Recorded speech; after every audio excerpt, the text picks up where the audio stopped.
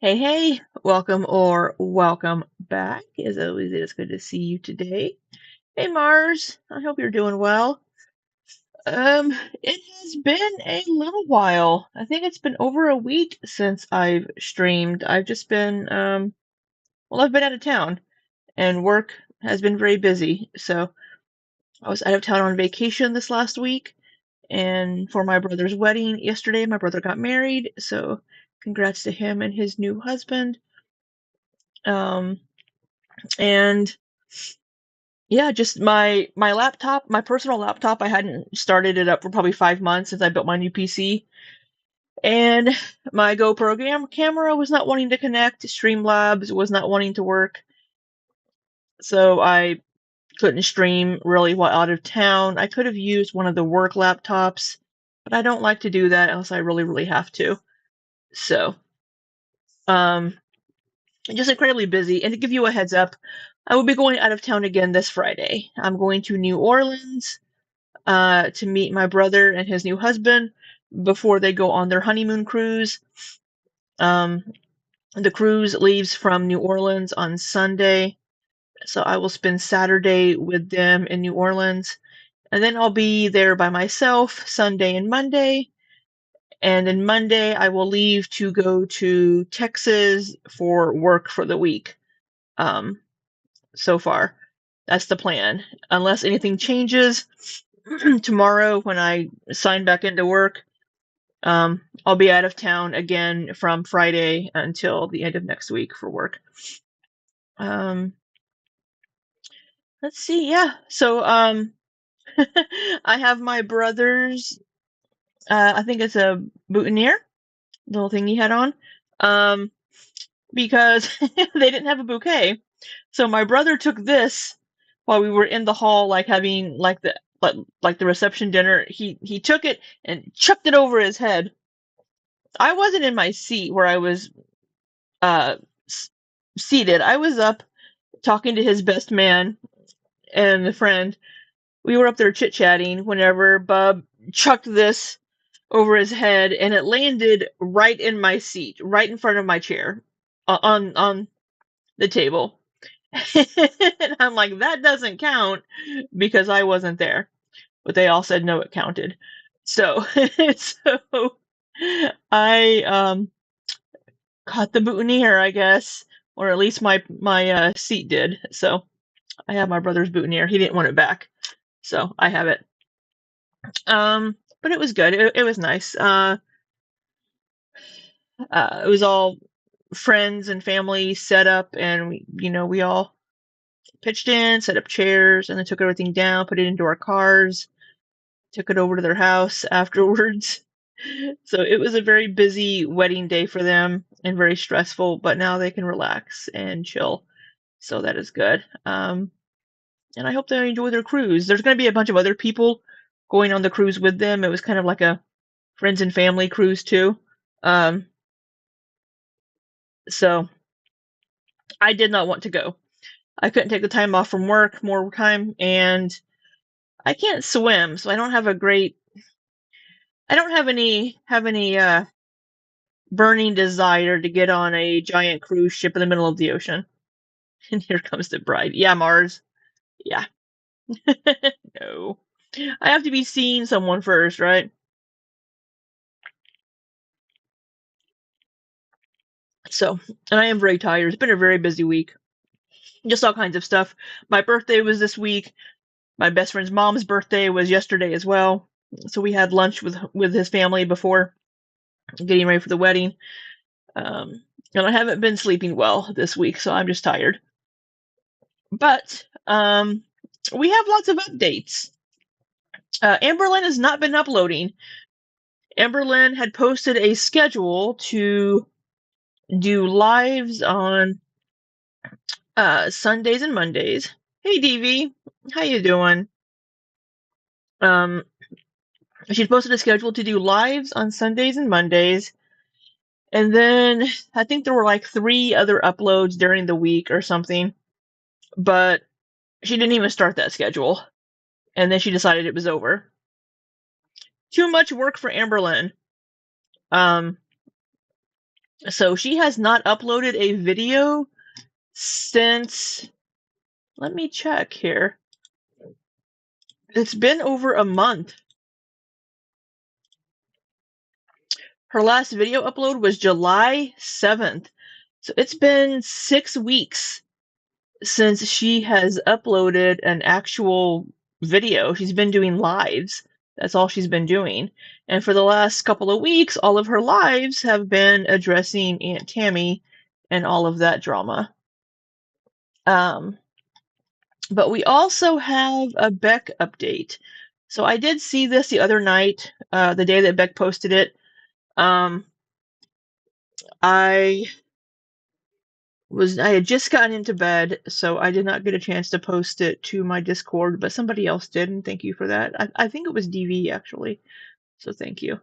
Um, Let me try to make this bigger for you. I will read it. So we know that Beck had also given some updates to Mr. Snowflake regarding the thyroid issues and those things, and I believe they were in remission from that after the surgery. But we do have this update, and it says, "Hey guys, I know you haven't heard from me in a while, but I have bad news. I've tried typing this message so many times while I've been sitting here in the hospital, but honestly, I still don't know what I should say. I hope most of you saw the updates I left with Mr. Snowflake a while back. I appreciated his help a lot because I was so anxious and having a hard time and I didn't want to post. I wasn't ready to come back or anything like that, and I've been off socials mostly. It was just really hard coping with having cancer, but then it was such a relief to be able to say I was cancer-free. And I appreciated all the people that were praying for me and the wishing me well so much. Unfortunately, that relief ran out kind of fast. On Sunday, I went to the ER for chest pains that ran down my arms, and because my BP was over 190 over 120. Sorry, I read that sentence weird. On Sunday, I went to the ER for chest pains that ran down my arms, and because my BP was over 190 over 20. While I was there, I got a contrast echo that sent me into anaphylactic shock from the dye they injected. I added a picture of my face, still really swollen, a couple days later. Then they gave me a CTA scan that showed a mass in my lungs and heart disease and blockages in my heart. All at once, everything came crashing down again. I'll be getting a PET scan soon to check if the mass in my lungs is cancerous or not. My doctor wants to be sure because of the recent thyroid cancer and my family history. But then today they did a heart cath to see how bad the blockages were. Before the test, they told me that they weren't that concerned because of my age and how few symptoms I had before my attack. But the test showed 90 to 100% blockages. I'm now waiting to see a surgeon to have an emergency triple bypass surgery as soon as they can get me in. This has been absolutely terrifying, and I feel like I haven't been able to catch a break. I haven't been able to work. I'm afraid I'm going to lose my job completely. Things have gone from bad to worse, and I'm scared for my life. I've honestly, I've honestly never been this scared, and I don't know what else to do. I don't want to be known as a beggar, but at this point, I just don't care anymore. I know you all don't owe me anything, and I don't have any content to give you in return, but I truly don't know what will come next. What savings I did have are now completely gone. Now I'm just scared, and I'm hoping I can get through this. Thank you to anyone who can help. Thank you to anyone who leaves words of encouragement and keeps me in their thoughts. Thanks for listening. I'll try to update again soon when I find out when my bypass will be. And then they left their PayPal and their Venmo. Here is the picture of the swollen face. Sorry, 1 second. My best friend just landed back home. And he was letting me know he landed safely, that he just got home. I'm glad you landed safely.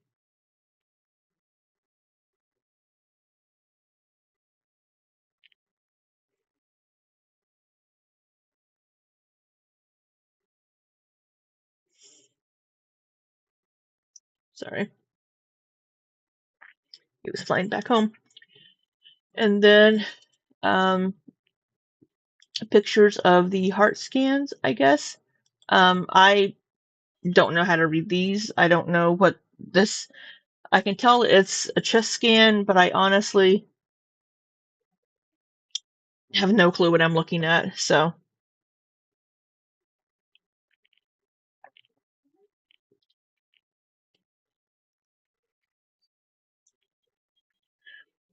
but yeah, there's that. Um, Mars. I feel so bad for Beck. I'm hoping all their treatment works and their health improves. A 6K inheritance check could be real handy right now. Yeah, it's funny though. I mean, Beck had access to the checking account. It was a shared checking account. Beck had access to the money. They were together for what, a year before they broke up after Beck's mother passed away. Uh, I'm sure Beck doesn't even want to think about Amber right now or anything. Um, I hope that this gets sorted out. I know people get tired of Beck asking for money. I do too. Um, there are social workers in the hospital that will help Beck apply for programs for assistance, and they may not owe anything after everything is said and done as far as medical bills. Um, so Beck said they're afraid they're going to lose their job completely. So I don't know. They had talked about having a good job before and like a career and this and that. So hopefully that job offers insurance. So if the job offers insurance, hopefully insurance will take care of a good chunk of it after. There's going to be an out-of-pocket expense. And if Beck is the only one on their insurance, it's usually around maybe 6,000. Um, and I think that Beck could get assistance with that. If Beck doesn't have insurance, then there are programs that they can apply to there in Kentucky, and there's also Medicaid. The thing is, Beck doesn't look into any of these things and just runs to the community asking for money. Now, it seems like they're probably asking for help with everyday bills, um, rent, groceries, those sorts of things, because they aren't working. So, I mean, there are also programs that can help with that too. It's rough right now. A lot of people are struggling right now. So I don't know how much Beck is going to get through these. I don't know if Venmo. I know Cash App will start tracking and will report to the IRS. I don't know if Venmo does the same because I don't really use these apps to transfer money. Um, I don't know if Venmo tracks as well and will start reporting to the IRS as well, and then Beck may have to pay taxes on the money they're getting. I don't know if Venmo does that. I know Cash App will. Mars says the American healthcare system scares me. Praying the NHS here doesn't. Yeah, it scares us too. It scares us too, Mars. People die because they can't afford treatments. People die because they're afraid to go to the doctor because they're afraid of the bill they're going to get. People die because they don't want to call an ambulance because it's like $20,000 for an ambulance ride on your bill, and it's messed up. It's really messed up. People die because we don't have access to mental health care readily available. People will commit unaliving. I had to change my wording on that. Or, we have school violence because of mental health issues because people don't have access to programs. There are some programs available, though, in states and in cities that you can apply for to get assistance. And hopefully Beck will work with a social worker there in the hospital to get the help they need. Hopefully, all of these treatments go well. Hopefully, the triple bypass goes well. A 90 to 100% blockage at how old is Beck? Like 32, 31? I mean, Beck's in their early 30s. To have that much blockage that young is either just really bad genetics or I don't know, really bad diet, like eating a tub of butter a day or something. I don't know.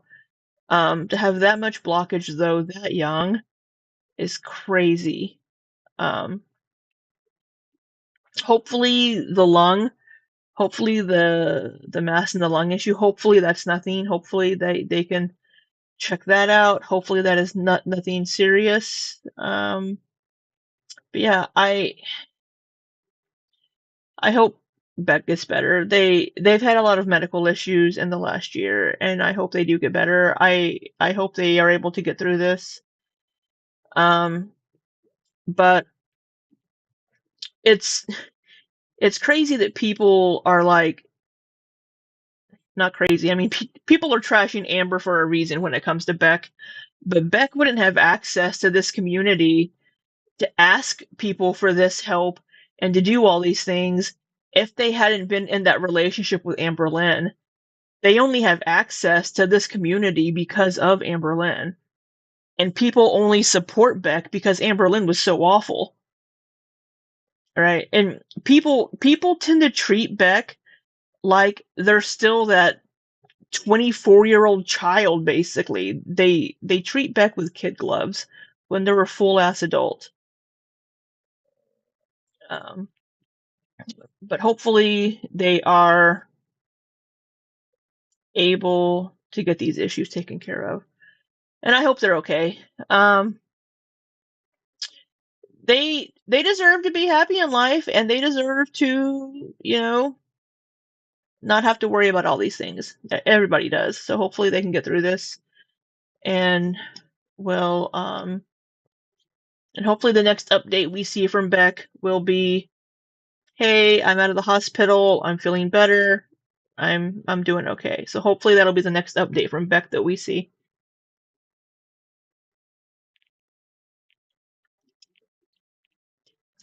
Um, so other than that, there are a lot of community posts from Aunt Tammy.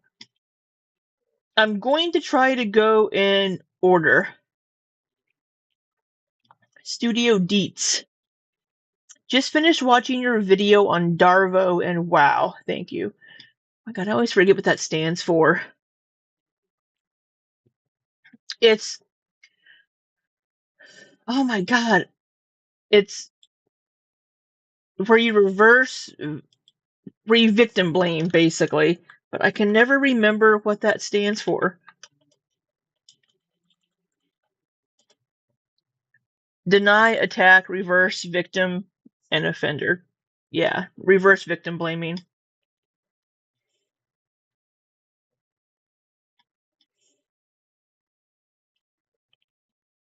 I don't,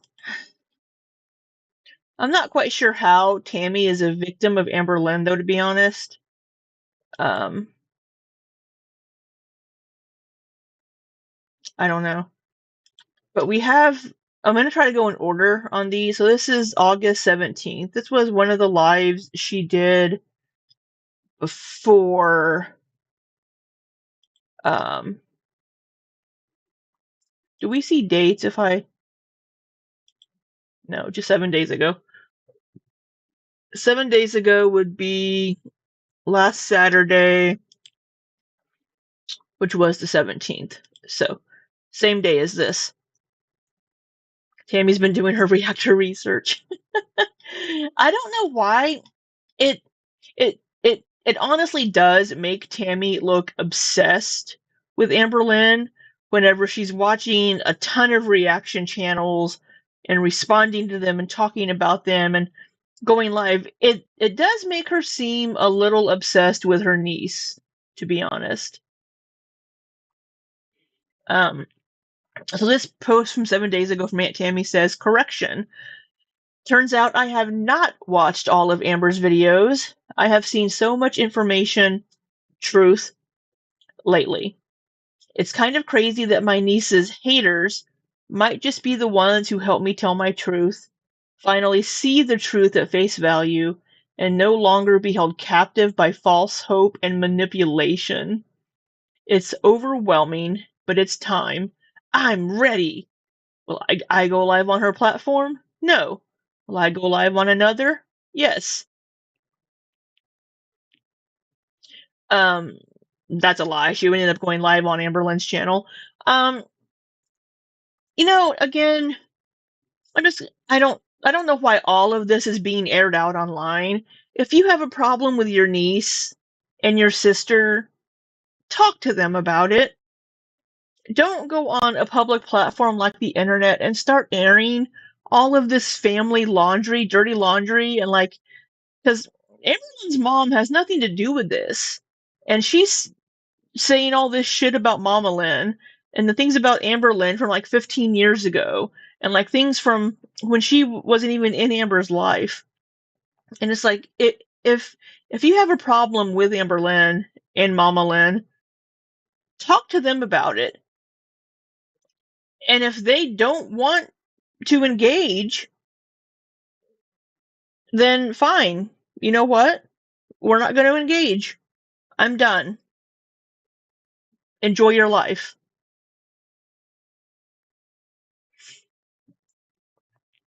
Mar says, I think she's got swept up in all the talk about Amber. There's so many reactors here with opinions and theories. Yeah, everybody has an opinion. But the thing is, so many people just speculate without any proof. And it's just pure speculation. And I just don't know why maybe she tells us in one of these posts. I don't know. I just think it's a bit much. To be bringing all of this online, to be honest. I just don't see the benefit. I don't see the purpose other than to be like, yeah, we're gonna spill some tea on Amberlynn. Fine. I mean, we've already seen bad things about Amberlynn. I don't know. I just don't get it. I think I've already seen this live, but we're gonna watch it. I'm so sorry. I've been drinking this Monster Energy drink and it's making me burp. We're gonna watch this anyway because it's been a while, and we're gonna try to catch up on all these videos. I'll try to not interrupt her too often enough so I don't get flagged as stealing her content.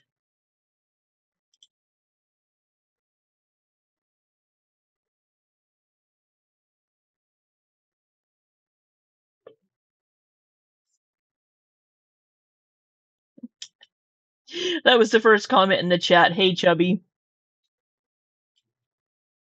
Oh, somebody just said ominous title for a 500 plus pounder. My last day. Oh, God.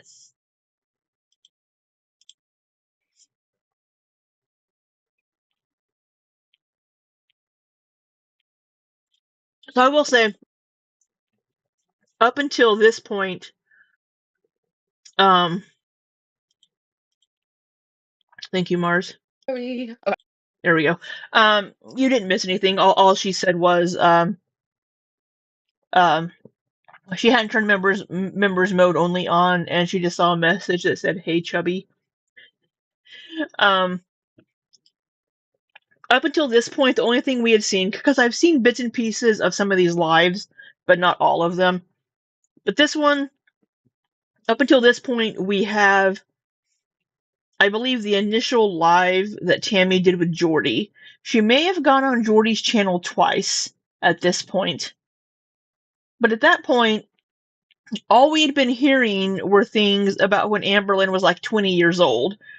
So what we do know about Amberlynn during that time was Amberlynn had undiagnosed mental health issues, right? She's not going to be the best person. We know Amberlynn in her 20s was an awful person and treated everybody like absolute crap. We know this. And that, whoopsie, and that extended to her family, I'm sure. So this isn't anything new. This isn't new information.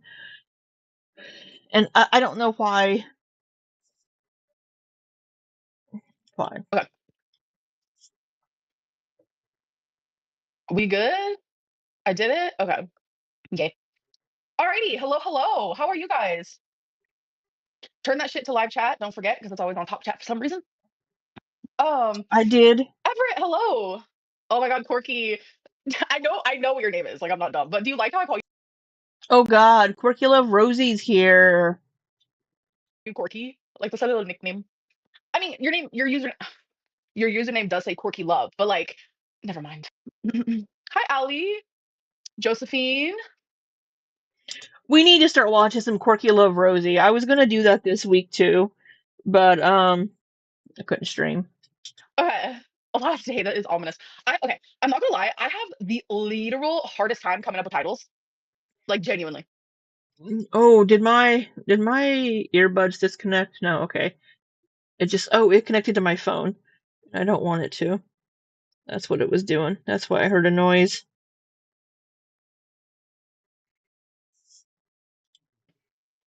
Loving the plum color? Thank you.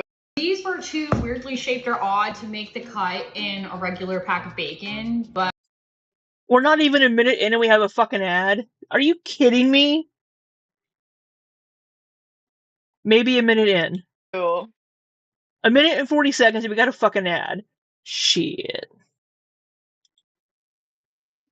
I don't know what that was. First time live watcher, how was your week? My week's been really good, and thank you for the super Got a little chat. shimmy there. Um, okay, I'm not gonna lie, I was gonna wear. Remember when I said the sympathy bone comment, and I was wearing my Soli costume? Listen, I was gonna wear that because I ain't got my sympathy bone today. Did you? I'm sorry. This is newly on my mind because holy shit. I okay, Yo Mama has like disappeared because he's over on like the lol cow bullshit. So he's barely on his Yo Mama channel and he went there today, right? And he talked about the narc alert. And I'm telling you, I knew none of this. My jaw is on the floor type deal. Do you guys know about it? Do you even care? Not the boob shimmy on me. Yeah. Wait, why is my chat glitching? My makeup is bomb today. Thank you. Yeah. Sometimes I can like experiment. Can you tell us about the dance team Space? So the dance team wasn't called Space. It was actually the company. It was in Upper Lake, California, like around there. Quirky Because my group Love. home was actually in Upper Lake, California, which was a very small town. And I know it was in Lake County somewhere, but yeah, it was just like hip hop dance. We would put on shows in front of like large audiences, and yeah, Anna said it's Oh Tammy coming yeah. on soon. So the situation be a little like this. First, I want to say I want to start off the boring part because for me it's not boring, but for you guys, you're gonna be like, okay, I'm so bored. Why are you reading this? Okay, so someone messaged me on the good old what's it called Instagram. Um, you sound much better. Yeah. Okay. So someone messaged me on Instagram, right? And I want to read it to you guys. Where is it? Okay. I'm trying to find it. Is this one it? Yes. Okay. Somebody somebody with the username enticing lawsuits just joined Stream Queens. That's gonna be a troll account. Obviously, I'm not gonna say the username. Okay. Enticing lawsuits. Hello, hello. Welcome to Stream Queens Mini. Hello, hello. Um. Okay. Okay. So this person said this right on Wednesday. Hey, you said you've been getting a lot of these messages, but I've been thinking about the situation almost nonstop and wanted to chime in. You're 100% right. This situation is insane. Like others have said, I always haven't been on your side, but I've been watching you for 9 years. That's a long time. Wow. So I've seen you lie and then admitted it afterwards. And this is clearly not one of those cases. Anyone not taking your side in this is blind. Anyone who believes that this is okay for an aunt to be talking about her niece to a hate based reaction channel is mentally unwell, as she is. Her story isn't even making sense. And the fact that you can call her out on the lies before she even makes them up is proof that obviously this is a pattern for her. Sorry, I'm not reading any of the comments or anything until I'm done with this. She reminds me of a scorned ex who's trying to talk their ex partner like it's weird as fuck. Oh, wait, they're trying to talk bad about their ex partner. It's weird as fuck. I feel so bad that this is happening to you. And I can't help but feel like she timed it to line up with the whole Tommy drama. Ew. So, That is weird. Because the only thing that Aunt Tammy knew about Tommy was what she'd seen online or reaction channels because she never met Tommy. So for her to be acting all the concerned aunt and concerned for Amberlynn and then to start doing this shit, I don't know. It all just, I don't like it. Sorry, my Switch docking station was crooked. It, I don't like it. That's just all there is to it. I, I just think it's gross. I think it's uncalled for. I think it's immature to be handling family matters in this way for somebody that's in their 50s. so I think it's so telling that Tammy couldn't even get on board with the conspiracy that you let Rarity out. The fact that Jordy brought it up and your aunt clearly hesitated and started stuttering, like she couldn't even bring herself to accuse you because though even though she was throwing every other accusation in the book at you, she still knew that one was far too fetched. That said a lot to me. I also have BPD and CPTSD, and I have done some wacko, nasty shit in my past because of it. And I would never, ever, ever hurt my animals. People, though, unfortunately, sure. My pets, never. Which, so I understand your position here and how BPD plays into the situation. Crazy how people point out all of the symptoms of your BPD that you have, and then they turn around and deny that you have it. There's absolutely no nuance to these people, and it drives me nuts. Why does this sound like Amberlynn? Because Amberlynn,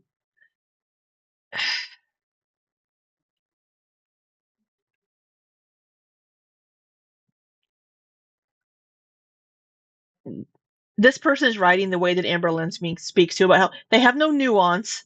This person doesn't know words either. Either this person is also so not a very good writer, but um, yeah, too far fetched. Somebody said. Let's see. Mars says I would be concerned if my family member was 600 pounds and dating a Fifi, but I would keep it off the internet. Yeah. Yeah, I absolutely, just because my niece is on the internet, if I had a niece, I don't, but if I were in this position where Amberlynn was a family member, I wouldn't go to a reaction channel sorry, I had a text message. My phone's connected to my PC, and a text message popped up, and it had the word "finally" in it. And I glanced over and saw the word "finally." Um, I wouldn't run to the internet like that and try to, I don't know, get on the hate Amberlynn train. Mars, yeah, this doesn't sound like an Insta DM. I mean, it could be an Instagram DM. It could, but the way that it's written and the words that it's using, it sounds a lot like Amberlynn, the way Amberlynn speaks. This person has been watching Amberlynn for 9 years, allegedly. So, but the way they're speaking, uh, sounds, so unless Amberlynn shows who it is, like, usually I'm like, yeah, I believe that somebody else messaged Amberlynn this. I believe people are messaging Amberlynn. But this one I do find a little suspect, to be honest. I'm sure it does you. But they're all probably 50, all of the symptoms of your BPD that you have, and then they turn around and deny that you have it. There's absolutely no nuance to these people, and it drives me nuts. I'm sure it does you. But they're all probably 15 years old with an IQ of a 75 and an underdeveloped frontal lobe. Sorry for the wall of text. I'm a yapper. So I replied, and That sounds like Amberlynn too. I'm a yapper. So the way they use the word nuance, misusing far fetched, and saying they're a yapper, that sounds like Amberlynn writing.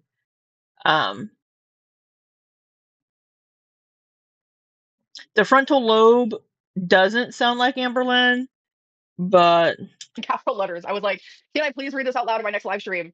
I will keep your name private and everything private. I just literally love everything that you were saying and appreciate it so much. So then she replied, Code on Wix Studio, where a developer-first environment meets built-in another solutions fucking on ad. one platform. okay. Then she replied, hell yeah, dude, go for it. Hopefully it'll get through some people's thick skull because I know a lot of them hate you literally just for the fun Thick of it, and it's skull. unfair. Good luck with all that shit. This does sound like Amberlynn, to be honest. Normally, I don't say that she sends messages to herself, but this one I do find suspect. I just know Tammy is sitting at home with her. Sorry, this part was kind of. So I'm gonna skip over. And then they also said, also, since this is the only time I get to project my thoughts to your followers, I'd like to say something. However, if you want to leave it to my last message, that's totally fine. Some people could hear this though. Okay. I Sure. fully believe that you are a good person who does bad things. I think many people watching now can look into their hearts and see the same within themselves.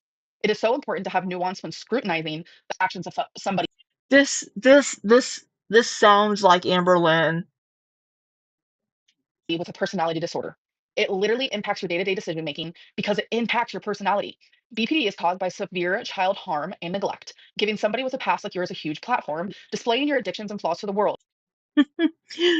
I don't think this is Mars, for anybody that's just listening, not watching. I don't think Amber knows what her frontal lobe is, unless she's been doing research on her, quote, brain damage. Yeah. Literally impacts your day-to-day decision making because it impacts your personality.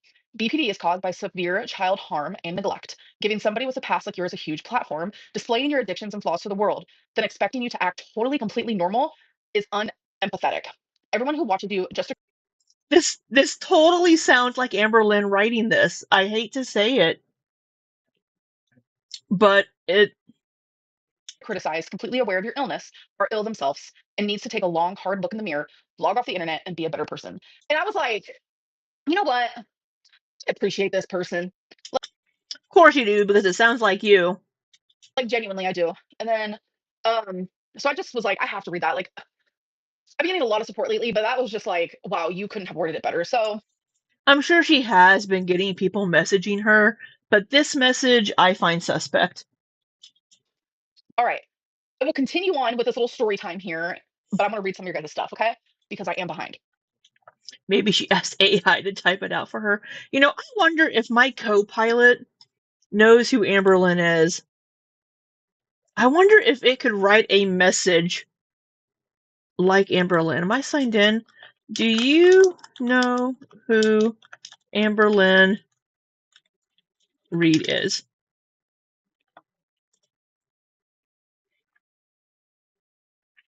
I use Copilot to make images for D&D and for like D&D stuff. Amberlynn Reed is an American YouTuber known for her candid vlogs that chronicle her personal life, weight loss journey, and mental health struggles. She launched her channel in 2011 and gained attention for her mix of lifestyle content, mukbangs, and emotional storytelling. Public Sorry, there was rumors about her death have circulated, but they're false. She's still actively posting and engaging with her followers. Would you like a breakdown of her most controversial moments, or look at how she's evolved over the years? Ooh. I wonder how much. Excuse me. How has Amberlynn evolved as a person over the last 10 years? Amberlynn's evolution over the past decade has been complex. You know what? Let me put this on screen.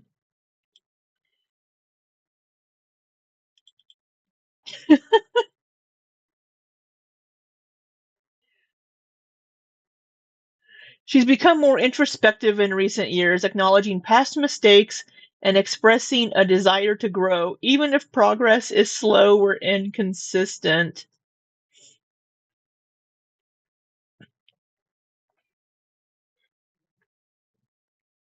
Would you like a timeline? No, but let's see. Can you write a message that sounds like Amberlynn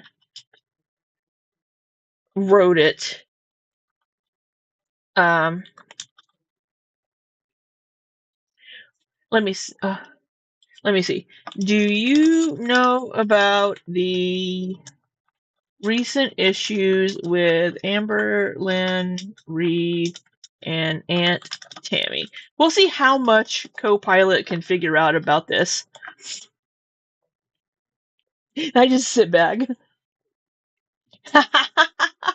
Yes, Amberlynn Reed is currently embroiled in a heated public feud with her Aunt Tammy, and it's stirring up major drama across YouTube and social media.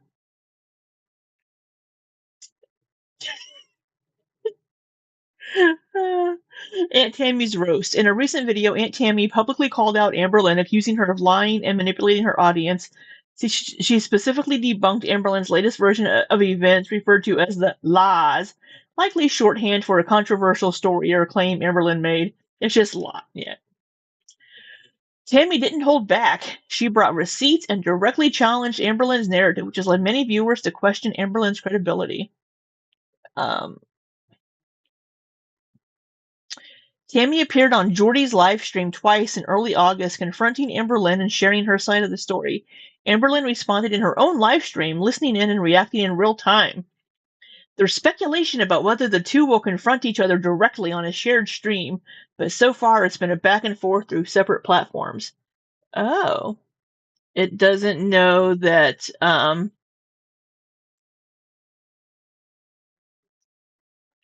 it doesn't know about the recent,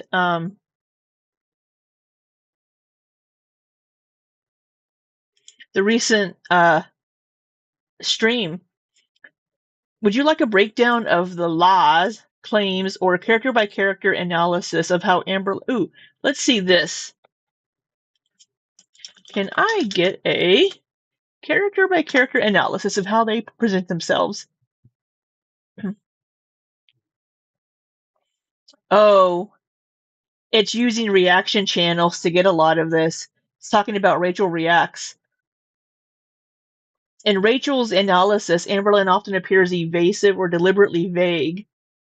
Uh-huh. So it's getting a lot of this from reaction channels. Yeah, so it's getting this information from a reaction channel. So it's going to be pro Aunt Tammy. How funny. Can you write a statement defending Amberlynn in the Aunt Tammy situation, but make it sound like Amberlynn wrote it? Let's see.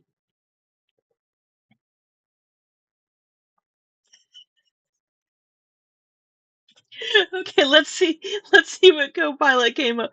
This is totally just way off topic and out left field, but we're gonna do this. Let's see.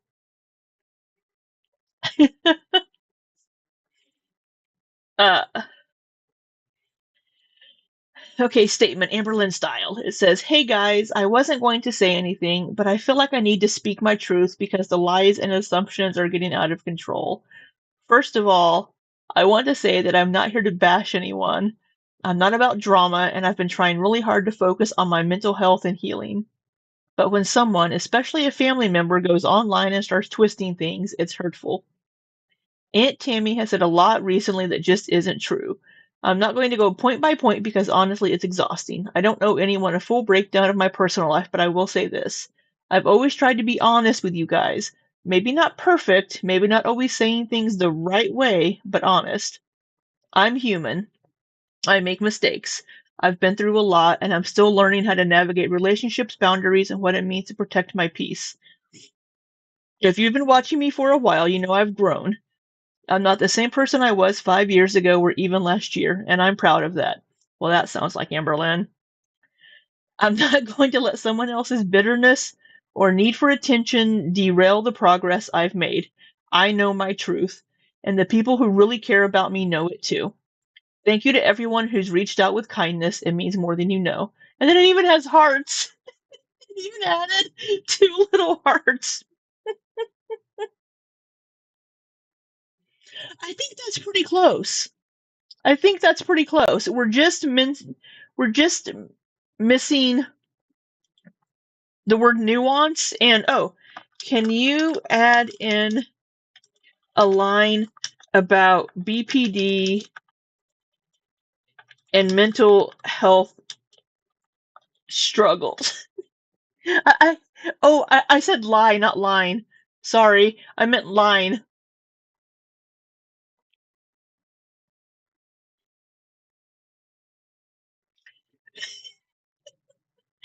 So it added, I've been diagnosed with BPD, which literally means I feel emotions more intensely than most people. That's textbook Amberlynn. It's not just being dramatic, it's a real disorder that makes relationships harder and makes me more vulnerable to emotional abuse. People with BPD are often targeted by toxic family members because we're easy to manipulate. That's what's happening here. Oh, this is so that's on point for Amberlynn. Oh, I like the note. The claim that people with BPD are often targeted by toxic family members because we're easy to manipulate is not clinically supported. It's a subjective framing that can be misleading. BPD is a complex condition involving emotional dysregulation, but vulnerability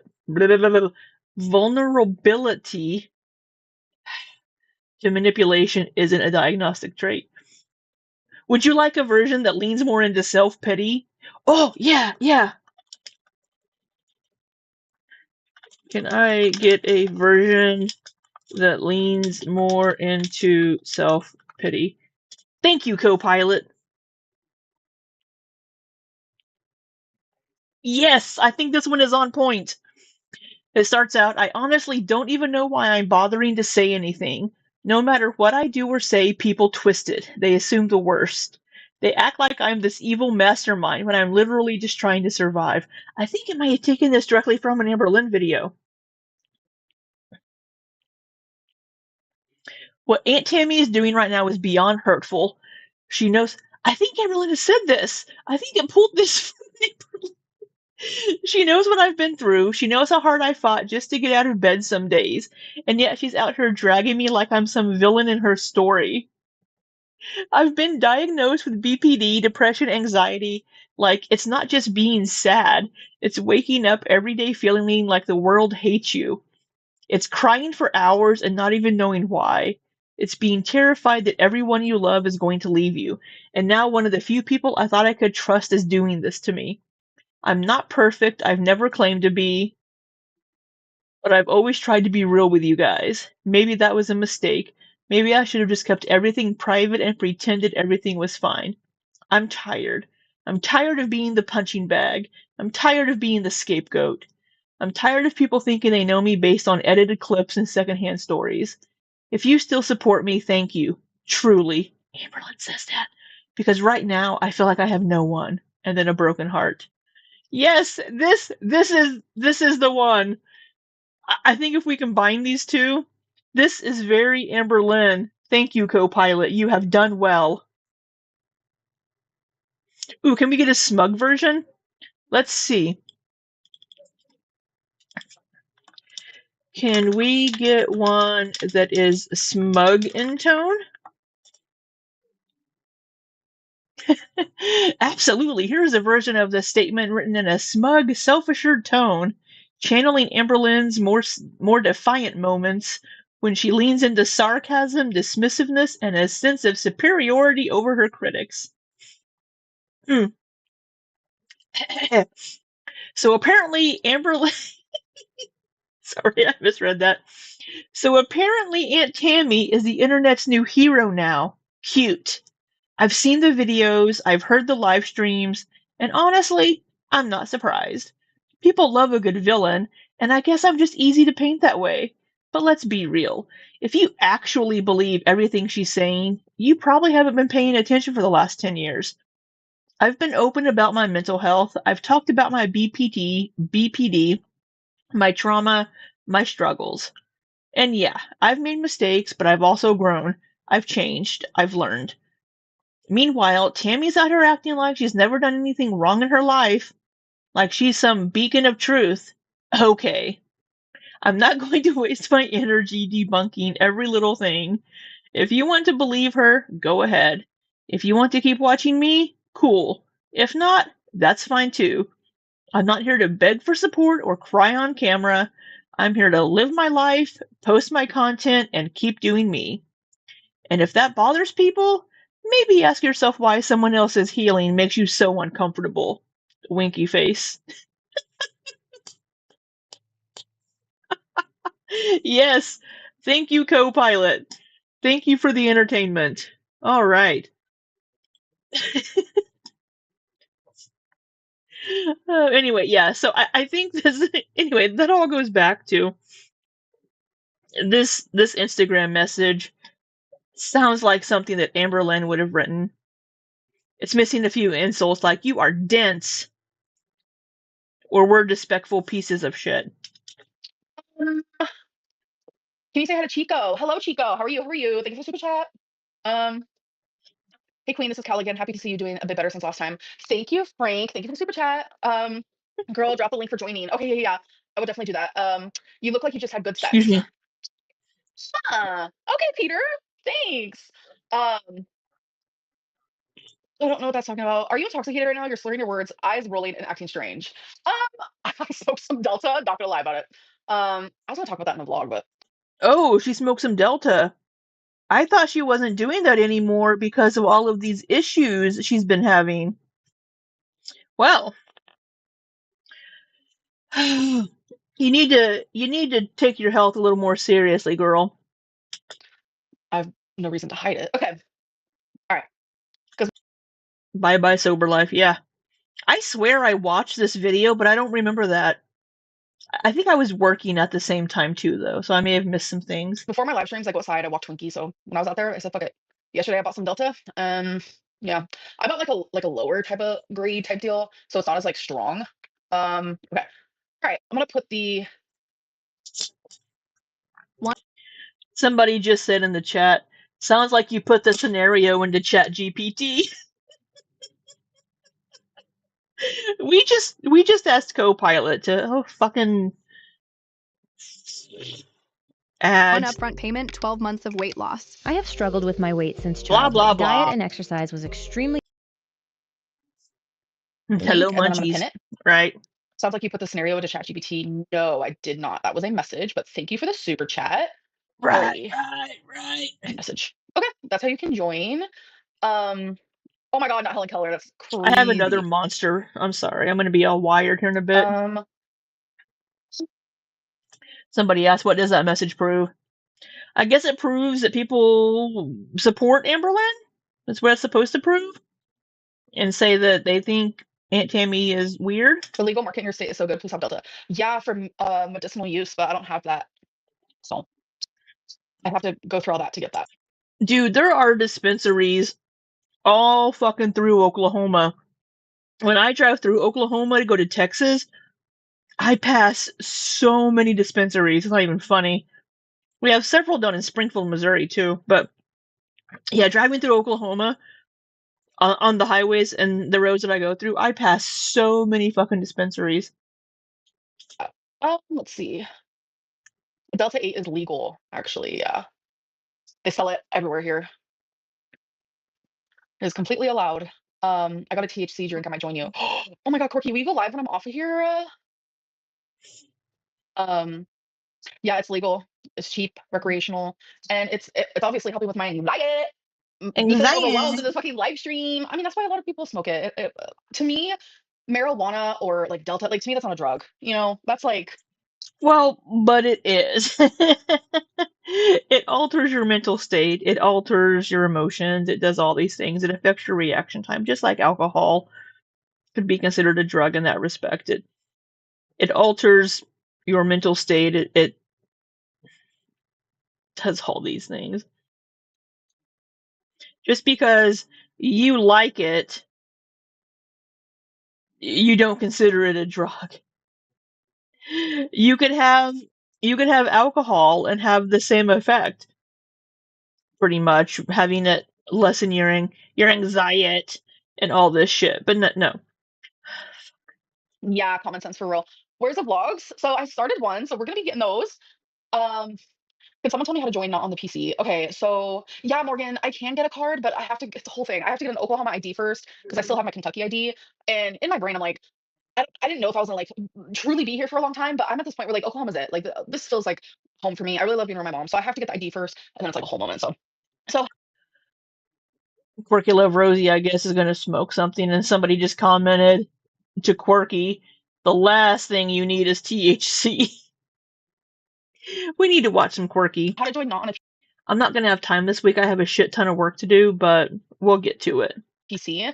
So whatever type of phone you have, I think you have to go through like the internet app. So why live stream 2 days in a row? Why won't you spread it out? So I wanted to spread out my videos. I prefer spreading out videos. It helps with the algorithm. So the only way that I could do that without also having a live stream and a vlog back to back is I had to live stream 2 days in a row. And I love live streaming on Sunday because it's like, the end of a week, this and that. So I was like, I like the thought of that. And Excuse then me. I like the Sorry. thought of like getting my this is gonna sound bad, but I like the thought of like getting my live streams like over with, if you will. So having them back to back too is also really nice. Gives me time to work on my vlogs throughout the week or whatever video. So I have. So okay, back to what I was saying. So I want to say when people like were seeing how I was reacting to my aunt, like that's frustrating for me to hear like this is the real Amberlynn because it's like, bro, what you're seeing is me split. It's called splitting. When you literally turn into someone that you're not. Like you're so hurt by someone, like when you have BPD, you're so fucking hurt by someone that you genuinely you're so overwhelmed with emotion, like you cannot regulate those. So that is what you're witnessing. So it's hard because 99% of the time you guys are witnessing me as like pretty chill, just chilling. And I only ever come out as a bitch or come out angry is when it's demonstrated to me first, if that makes sense. That doesn't mean, oh, But you don't have to.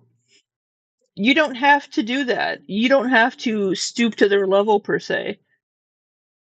we saw Amberlynn's true colors, or this is the real Amberlynn. Like it's not fair. BPD is an actual observable. I hate that word.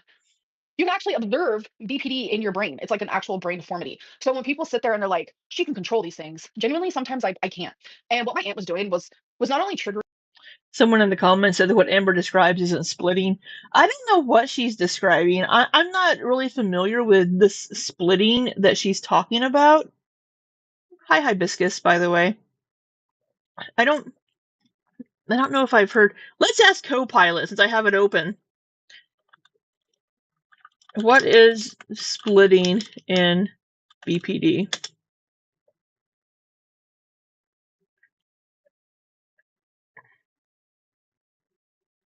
Well, Amberlynn does do some of these things. So this is what Copilot says. I'm not going to bother Googling it, but Copilot has pulled some references here. Very Well Health, Medical News Today, and BetterHelp. So these are the references that Copilot used to pull this information. Copilot says, splitting is a psychological defense mechanism commonly seen in people with borderline personality disorder. It involves viewing people, situations, or even oneself in extreme all-or-nothing terms, either entirely good or entirely bad, with no room for nuance or complexity. So what splitting looks like in BPD: idealization versus devaluation. Someone might see a person as perfect one moment and completely evil the next, often triggered by perceived rejection or disappointment. Oh my god, Amberlynn does that with reaction channels. She did it with me. She's like, oh, I watch Elizabeth, she's great, blah, blah, blah. And then she's like, I don't watch her anymore. She made me mad. She has this, Amberlynn does that shift completely with a lot of things. Mostly we see it observable in reaction channels. Whenever she watches a channel and then doesn't anymore. Rapid shifts. These changes in perception can happen quickly and without warning, leaving both the person with BPD and those around them confused or hurt. Okay, so it would be a quick shift from you're good to oh my god, you're awful. Okay, black and white thinking. There's little tolerance for ambiguity. People are either on my side or against me with no middle ground. Okay, we see Amberlynn do that a lot. She's either yes or no, or good or bad. Amberlynn does that a lot with her. You made him, yeah. Emotional intensity. These shifts are often fueled by intense fear, especially fear of abandonment or betrayal. I could see betrayal in this. So here we go. Examples of splitting. A friend who forgets to text back might suddenly be seen as uncaring or fake, even if they were previously considered a ride or die. Amberlynn does this. The second one. A romantic partner might be idealized as the only person who understands me, then devalued as manipulative after a disagreement. The person with BPD may also split internally, feeling confident and lovable one moment, then worthless and broken the next.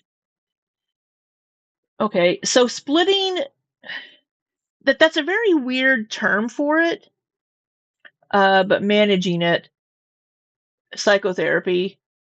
So DBT, blah, blah, blah, dialectical behavior therapy, helps individuals recognize and regulate these patterns. She's supposed to be doing DPD. DBT. Medication may be used to stabilize mood and reduce emotional reactivity. Support systems that understand BPD can help reduce the fallout from splitting episodes. If you're exploring this for a character, a script, or personal understanding, I can help you map out how splitting might show up in dialogue or relationships.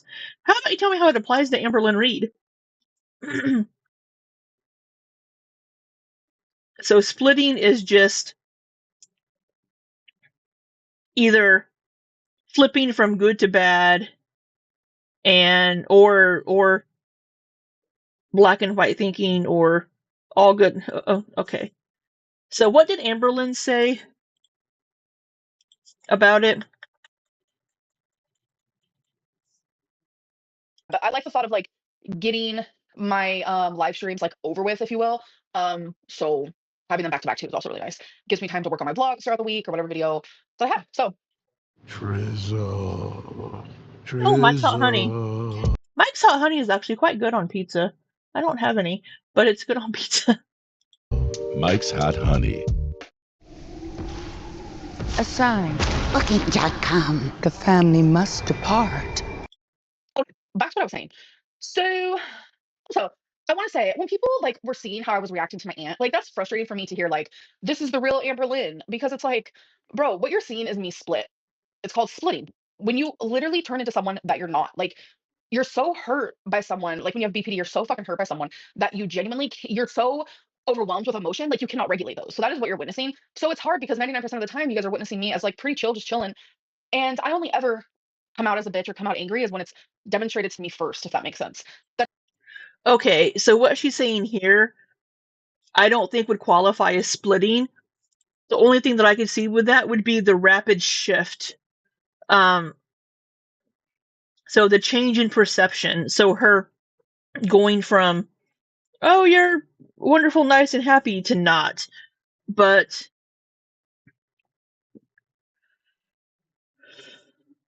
I don't know if that's really what she's describing here. It would be considered splitting.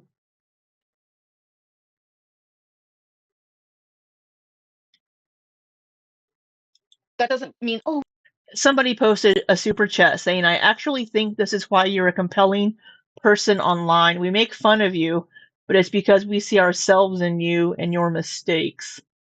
we saw Amberlynn's true colors, or this is the real Amberlynn. Like it's not fair. BPD is an actual observable, I hate that word. you can actually observe BPD in your brain. It's like an actual brain deformity. So when people sit there and they're like, she can control these things, genuinely, sometimes I can't. And what my aunt was doing was not only triggering and wrong and hurtful, like it shattered me and I could not regulate those emotions. And a lot of people messaged me and said, girl, I don't even have BPD. I don't even have these things. And I would have been more pissed than you. I would have aired out, say, like, because literally in my live stream, I'd be like, well, I know things, but I'm not going to sit here and like say them. People would message. So BPD is a personality disorder. I'm not sure if you can observe that in the brain. If you can hook up electrodes and like see different parts of the brain light up, unless it has to do with the emotions you're feeling at that time, which is why there's no medication for it, right? There's not, you're holding back a mean comment about her brain deformity, right? So there's no medication for it because there's no brain chemicals to correct unless you have like, I guess, co-diagnoses. Like she's taking an SSRI to help with, I guess, depression, maybe. I don't remember. But she is taking an SSRI to kind of regulate some of the emotions. But that's not a BPD medication because there are no medications for BPD. So I'm not quite sure what she's saying. Me be like, I would have like popped off. So it's like, I'm trying my hardest over here. And it was just triggering for more reasons than one. Like she would bring up so many things that happened in my childhood, which was triggering. Then she would bring up things that happened between me and her, which was also triggering. And she acts like in the whole span of the time that I've known her since 17, that she was always the person that like indicated like a break in our chat. Like literally no. I saw the pattern with my aunt and the way that she was and how just like she made me feel insane a lot of the time. She made me question my reality a lot of the time. She made me feel like I was walking on eggshells, and that is the roughest. And so I also didn't enjoy that pattern. So I would also be like, I need a space from her. So I would stop talking to her. I wouldn't call her. I wouldn't. So I suspect in my armchair diagnosis that Aunt Tammy might have some mental health issues too. Apparently she's in therapy, allegedly, from what I heard, but I mean, they all need to be in therapy. Nothing, because like did my keyboard die? She's just a hard woman to get along with, and it was just very triggering. And it was Keyboard just like a lot of died. the things that she was doing was hurtful, and it just was like genuinely a lot for me. So I demonstrated that. That doesn't mean that was the real Amberlynn or I was showing my true colors. That was me reacting as a human who was absolutely triggered, a human who could not regulate their emotions, a human that was being betrayed by her aunt. That is what you guys experienced and what you guys saw me go through. And another thing that is like has been frustrating with this whole thing has been like when people sit here and I'm like responding to my aunt, and in return, I know it's a lot of trolls. It's people who like just disregard anything I feel or say. I get go to therapy, go to therapy, go to therapy. When literally all I'm doing is just responding to things that my aunt has brought up, and I'm demonstrating that I'm heartbroken about it. I'm demonstrating that I'm angry, you know. And a lot of people like go to therapy, go to therapy, go to therapy, while like literally sucking the tit on my aunt. Ew. Like literally kissing her ass. Like ew. When it should be genuinely a lot of people telling her to go to therapy, because who in their right mind, I didn't even realize she was in her 50s, like this makes it even worse, who in their right minds, in their right maturity. And so I do recall hearing like Aunt Tammy say things like, what I caught the very end of Aunt Tammy being on live with Amberlynn, and I don't really know what was said before that. A few things, because I popped into Ilya's live, but at the end, the things that they were talking about at the very end were very petty. Like Amberlynn not knowing how old her aunt was. And Tammy's like, I'm your only aunt. And Amberlynn's like, no, you're not. She's like, I am your only aunt. And she's like, no, you're not. She's like, I have Amberlynn has aunts on her dad's side of the family too. And somehow Aunt Tammy seeming to trying to make a big deal out of Amberlynn not knowing how old she was or when her birthday was or something like that. It's like, I don't know how old my aunts are. I barely know how old my brother is. Some days I barely know how old I am. You know, it's I only know how old my Aunt Peggy is because she was my mom's twin. So that's the I have a lot of aunts and uncles though on my mom's side and on my dad's side. My mom had 9 siblings, but I don't remember their birthdays. I don't remember how old they are. So I don't know what and I don't expect them to remember my age or when my birthday is. So it's like they have kids of their own to remember that for. So I don't know why the whole age and birthday thing was such a big sticking point for Aunt Tammy. We know that Amberlynn can't remember shit. I'm amazed that Amberlynn can remember her own birthday. But that was one of the things that I caught in the live stream where she joined Amber that seemed very petty and just like, why are you even trying to use this as a point? In like a level-headed sense of the way, what kind of aunt, what kind of family member, what kind of sound mind, what kind of good person would be upset with their niece or upset with their sister and go to a reaction channel to do all of that, knowing the type of retaliation that would head my way, no matter what she said, no matter if what she was saying was true or false. That woman needs. Somebody in the chat just said, y'all both need Jesus. Uh, um,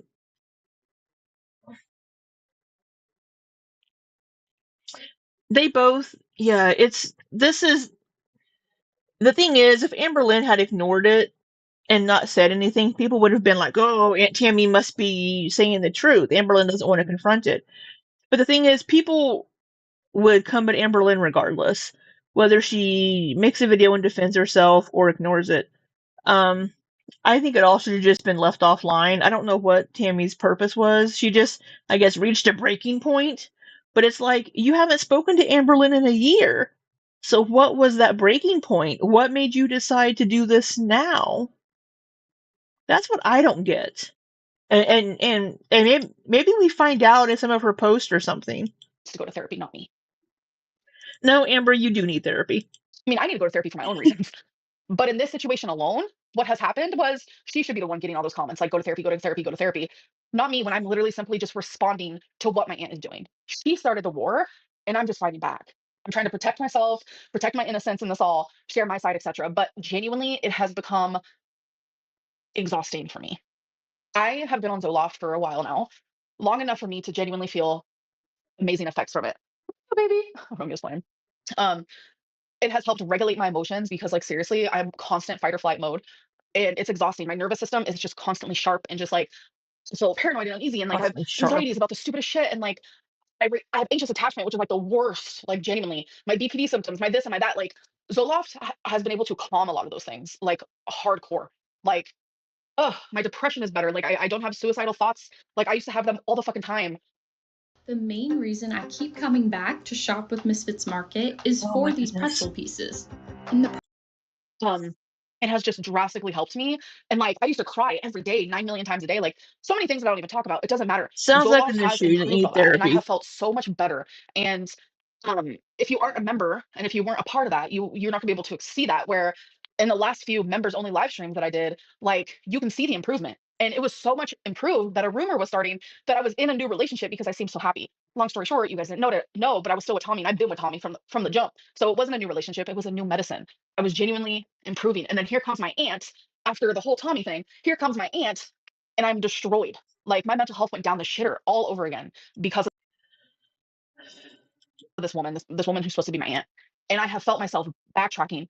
I've started to have anxiety again. I've had some anxiety attacks. I've hyperventilated again. I have been crying more. I have been not able to regulate my emotions more. Like genuinely, my aunt has made me backtrack in my mental health. And I'm like, so is she not in therapy anymore? Because she just said, I need to be in therapy. Is she not in therapy anymore? She's blaming these current mental health issues on her aunt. I understand other people doing things can affect your mental health and how you feel about things. But if somebody is affecting your mental health in a negative way, like Aunt Tammy is right now, but oh, sorry, I was reading the chat. She claims she is in therapy but not talking. Yeah, she has said that before, but I don't. It's she needs to figure her shit out.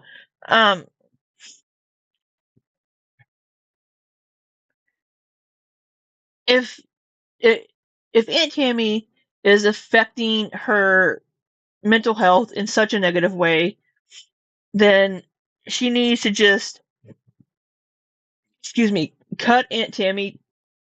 Excuse me, oh my goodness, I need to stop drinking these carbonated beverages.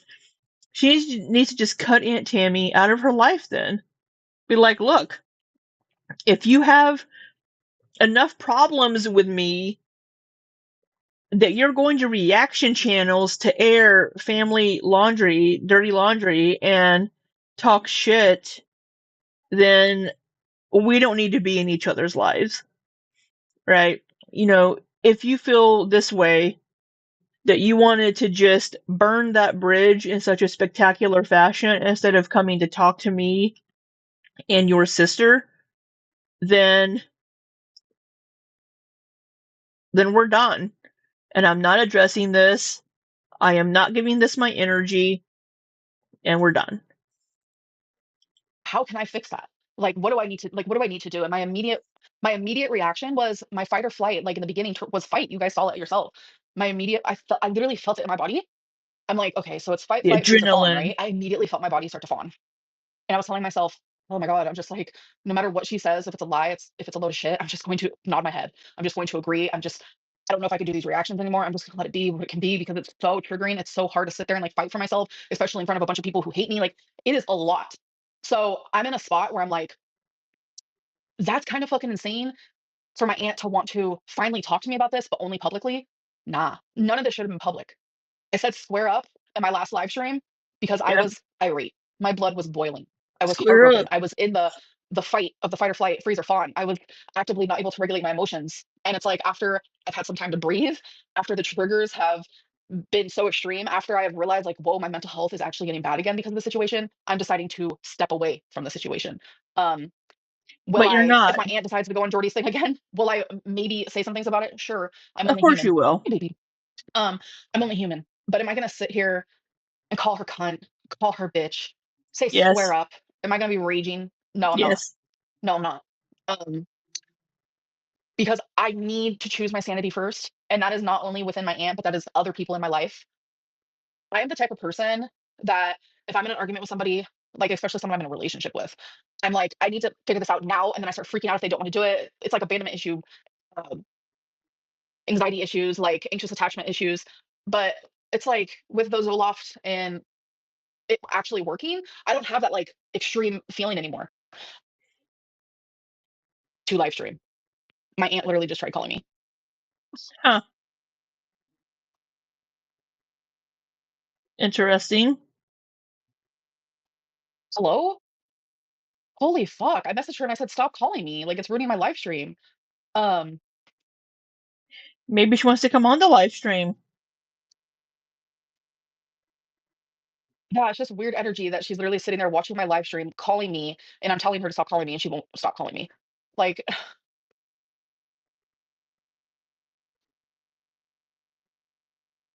Sugar Glider, I would have to if I answer her call, I would have to get off of the live stream. Um,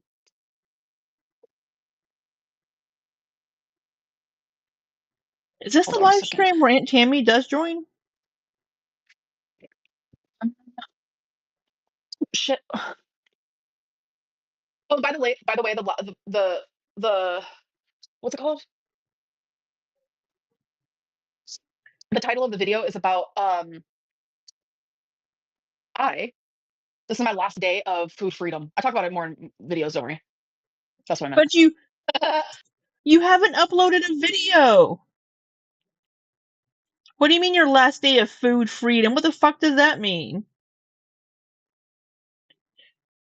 You gonna lock all your food up behind a fucking lock and key? What are you talking about? Because you haven't uploaded. Okay. I'm trying to figure something out. I'm like really confused. Hi, Oh, he welcome does in. join. I make guests smile every day. Oh yeah, you get a military discount. Thank you for your service. Most of the time their face lights up and What the fuck is food freedom? Where the fuck? I am in confusion. You're always in confusion. Nope. Wrong button. It's your natural state. Sorry, guys.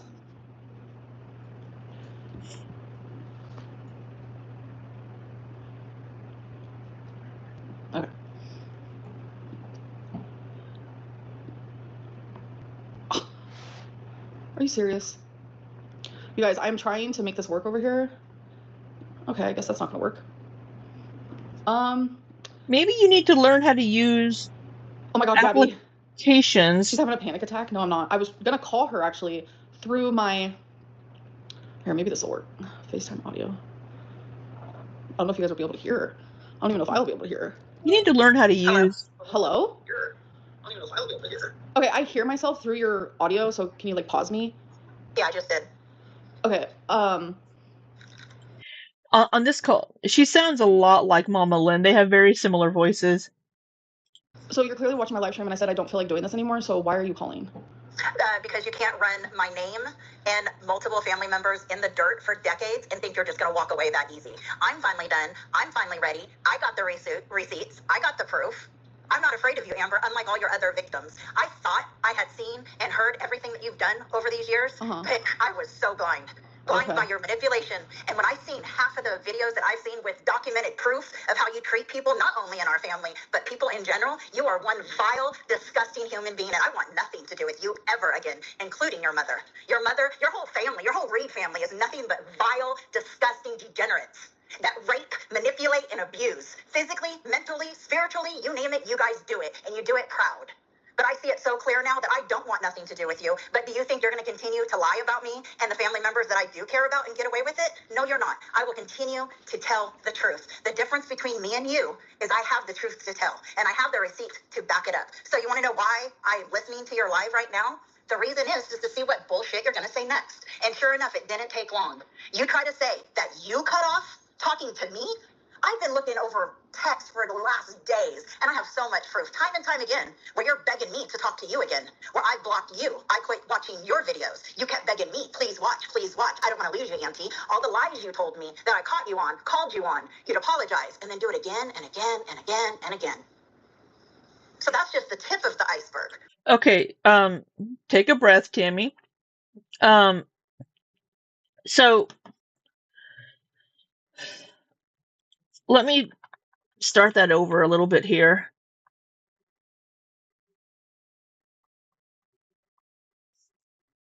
And I can be able to hear her.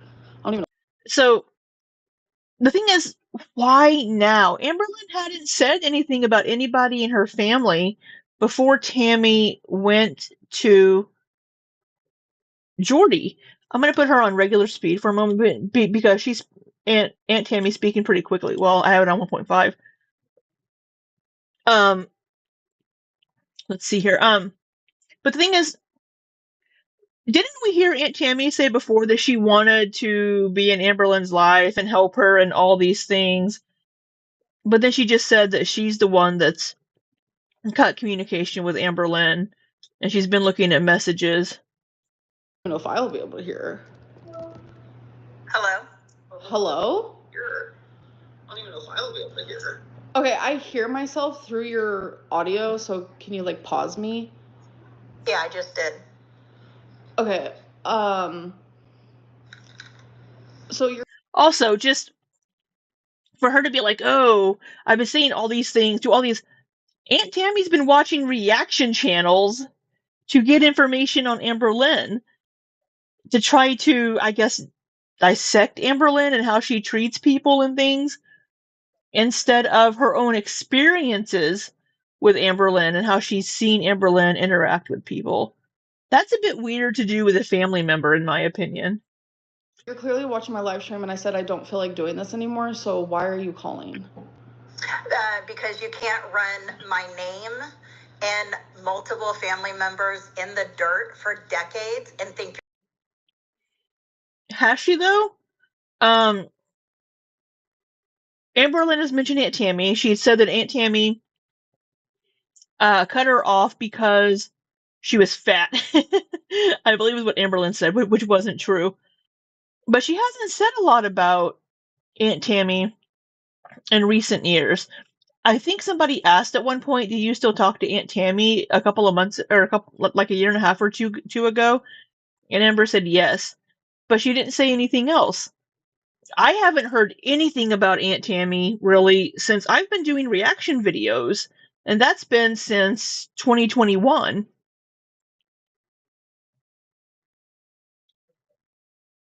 you're just going to walk away that easy.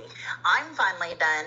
I'm finally ready. I got the receipts. I got the proof. I'm not afraid of you, Amber, unlike all your other victims. I don't think anybody's afraid of Amber. They just don't want to deal with it. But I think it's funny that Aunt Tammy is lumping herself in as a victim of Amberlynn. I had seen and heard everything. Cue the next Mr. Snowflake video. Victims of an empath, Aunt Tammy. That you've done over these years, but I was so blind by your manipulation.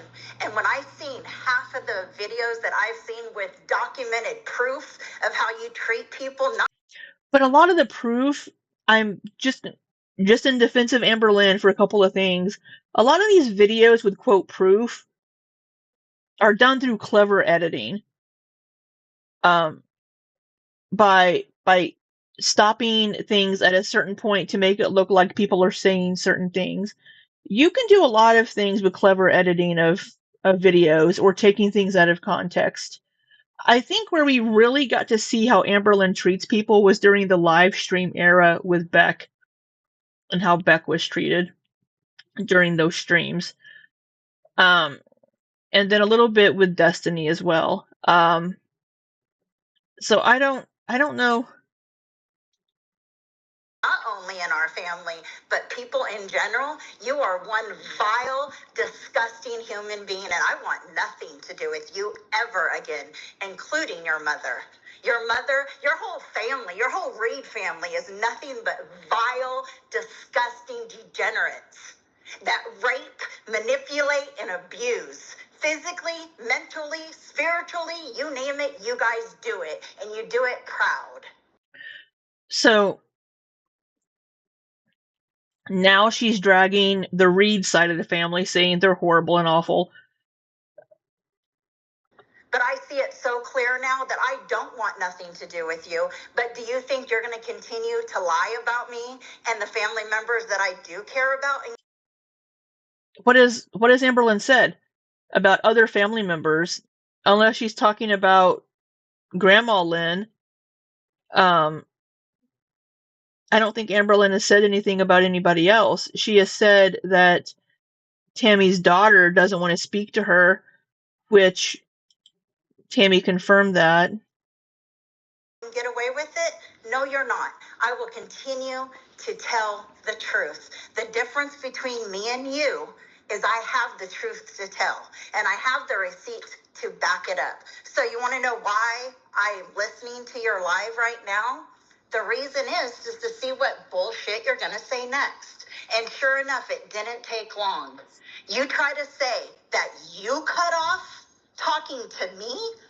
I've been looking over texts for the last days, and I have so much proof, time and time again, where you're begging me to talk to you again, where I've blocked you. I quit watching your videos. You kept.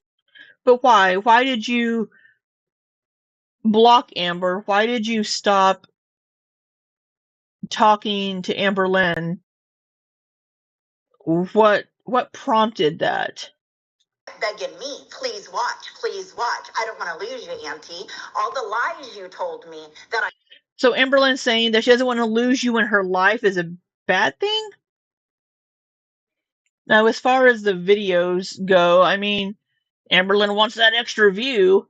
But I don't know why Amberlynn would be so concerned about Aunt Tammy watching her videos, but maybe that's the only way she could communicate. I don't know. But like as far as messages like, hey, I don't want to lose you, Auntie, whatever. I mean, I caught you on, called you on, you'd apologize, and then do it again and again and again and again. I have been using the GLP-1 injections through hers for 4 months. I have lost 30. So that's just. So I will say, like some of the things that Tammy had mentioned previously were about like when she was working at that place with Destiny, and she said, "Oh, we can't bring our own food. They want us to eat their food, whatever." And then Tammy calls her workplace kind of all creepily to see if that's true or not. That's a little far. But yeah, Amberlynn lied about that. So it seems like a lot of Amberlynn's lies to Aunt Tammy had to do with food or her weight or weight loss, which would maybe be more towards shame lying. Like she doesn't want to be honest because she's ashamed of her actions with her food because she's not losing weight, which I think a lot of people would do in those situations, not just Amberlynn. Is it right? No. Does it make sense? Yes. Because Amberlynn is ashamed of her behaviors and she's trying to save face in those situations. Your aunt's calling the workplace to check up to see if you've lied about being able to take food. I mean, is a little weird. Whoops. Just the tip of the iceberg. What do you want to respond to that? What did I do in the last 2 years to you? In the last 2 years. Okay, let me see if I can. Well, okay. So this is what Tammy had said to Jordy. Tammy had said to Jordy, in the last 2 years, she's been treated horribly by Amberlynn and Mama Lynn. But we haven't seen really any contact between Amberlynn and Aunt Tammy except for a couple of holidays in the last 2 years. Explain this. Amberlynn looking all smug sitting there. It's not an easy black or white answer or an answer that you can get in 2 seconds because, like I keep saying, I've been doing this your whole entire life. So. What? I've been doing this your whole entire life? What, keeping receipts or something? To you? In the last 2 years. Okay, let me see if I can explain this. It's not an easy black or white answer or an answer that you can get in 2 seconds because, like I keep saying, I've been doing this your whole entire life. So. What has she been doing? What? I've been doing this your whole entire life. When Amberlynn was a child, were you trying to keep receipts on her behavior? But Amberlynn, Aunt Tammy wasn't in Amberlynn's life really until Amberlynn was a teenager, if I recall correctly. You have a person that has fought to be in your life your whole entire life in one way or the other, no matter if you've seen it or not. And you didn't meet me at 17. You met me when you were 14, when I went to California for the first time after 16 years. Remember you getting the pot of spaghetti out of the refrigerator and using the really huge utensil, taking big scoops out of the pot onto your plate, where your fucking dad said, I think that's enough, Amber. That's my first memory of you. And you.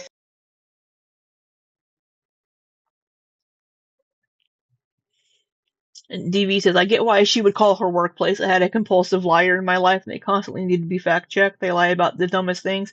Yeah, I don't think Amberlynn is a compulsive liar, because that's a mental diagnosis. I think Amberlynn lies about stupid things because she's either trying to either protect a partner or protect someone, or she's just trying to not look bad. She's trying to save face when it comes to her weight loss.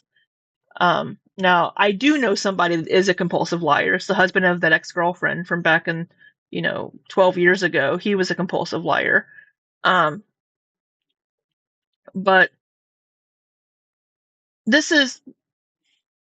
So, Tammy said that she's fought to be in Amberlynn's life, Amberlynn's whole life.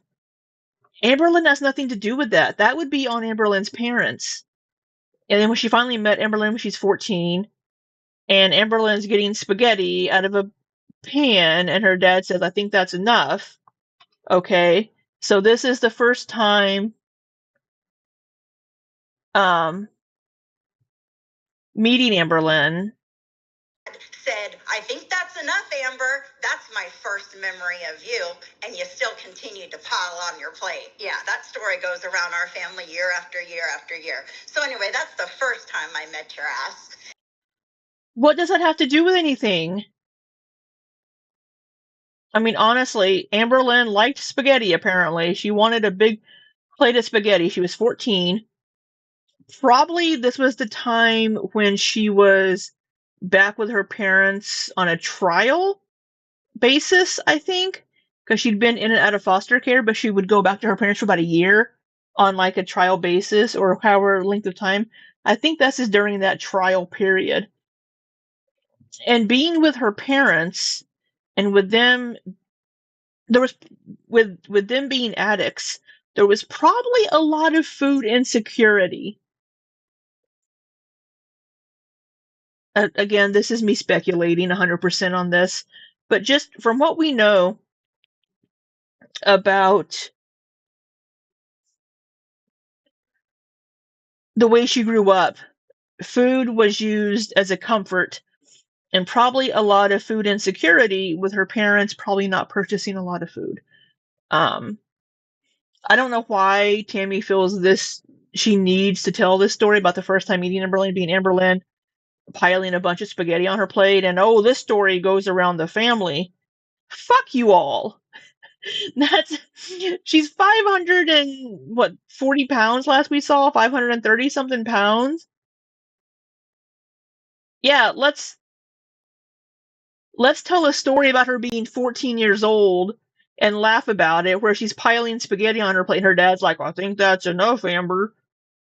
You know, yeah, because she said that she was what, 300 pounds, 200 and some pounds when she was a teenager.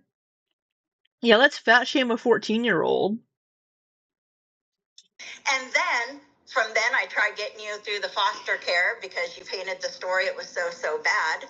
And then you even put me down for it that time. Your mom came in the picture, destroyed that.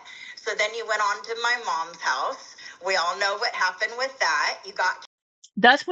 That was after she aged out of the foster care system, though.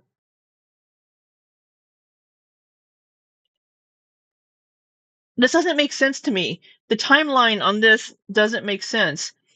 Is she saying that she tried to get Amber to come live with her instead of being in the foster care system, but Mama Lynn put a stop to it? Which I think they can, because I think with that situation, I think since it's across state lines, maybe, I think her parents, excuse me, would have had to have given up parental rights or guardianship, maybe? I don't know how that would work.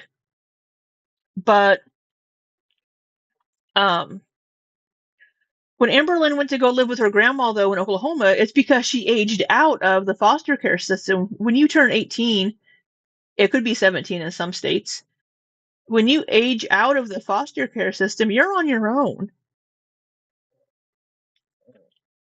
You know, and this family that Amberlynn ended with, she's spoken highly of.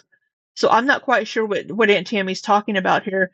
If it's the families before this last family she was placed with, because Amberlynn has spoken highly about this family and that they were the best family she was with, and they were caring and loving, and they bought her ticket to go to Oklahoma. So I'm not quite sure of this timeline that Tammy is bringing up here.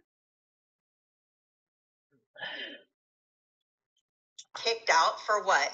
Being disrespectful. Surprise, right?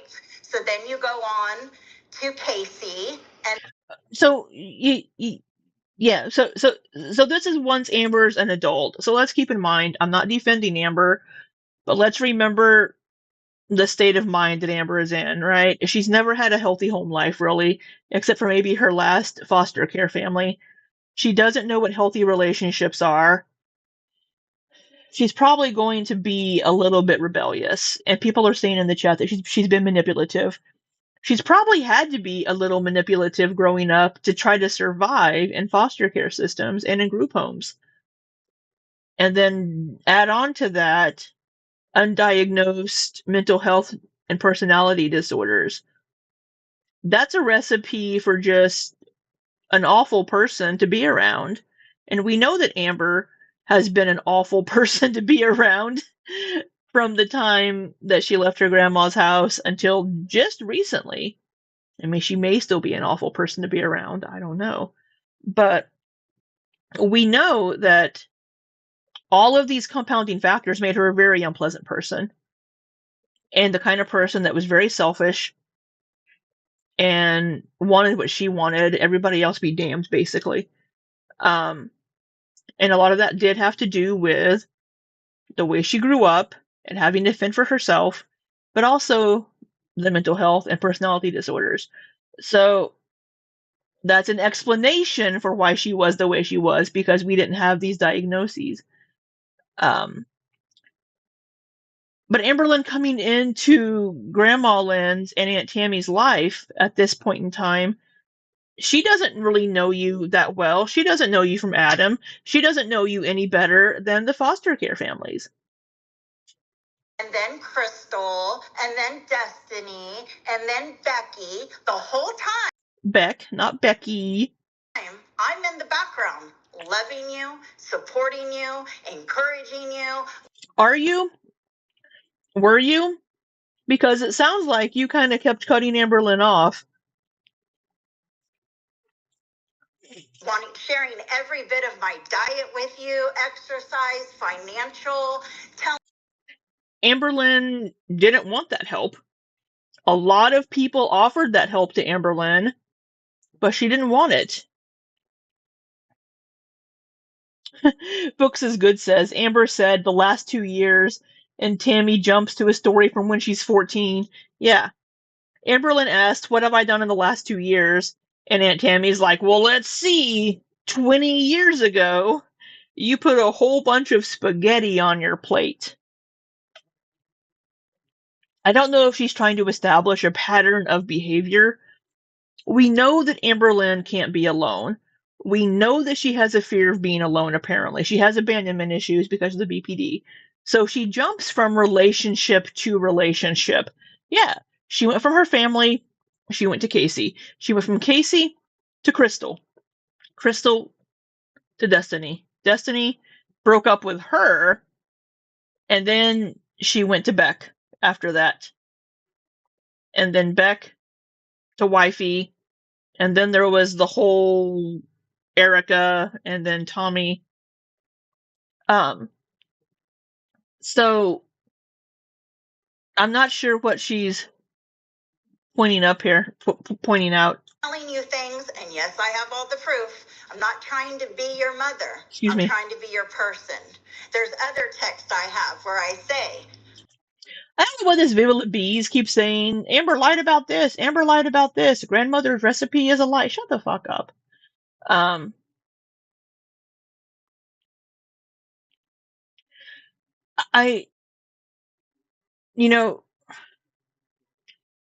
I don't know what this has to do with anything, to be honest.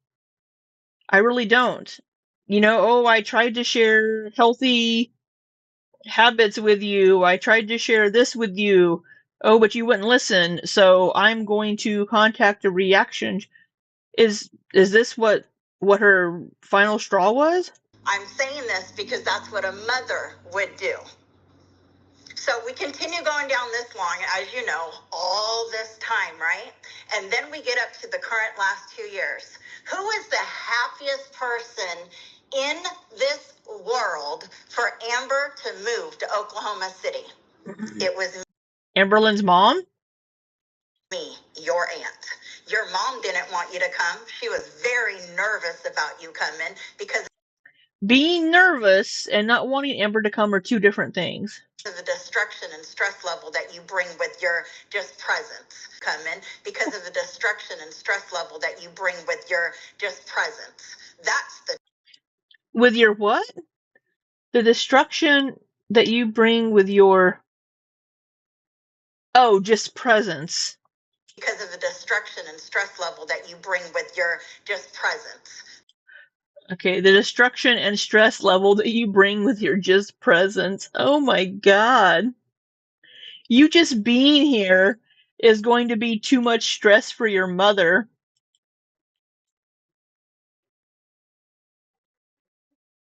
That's the truth. I, against my whole entire family, would say things like, I know you guys are worried, but I'm so excited. We have texts showing that excitement. Oh, Amberlynn's trying to not cry.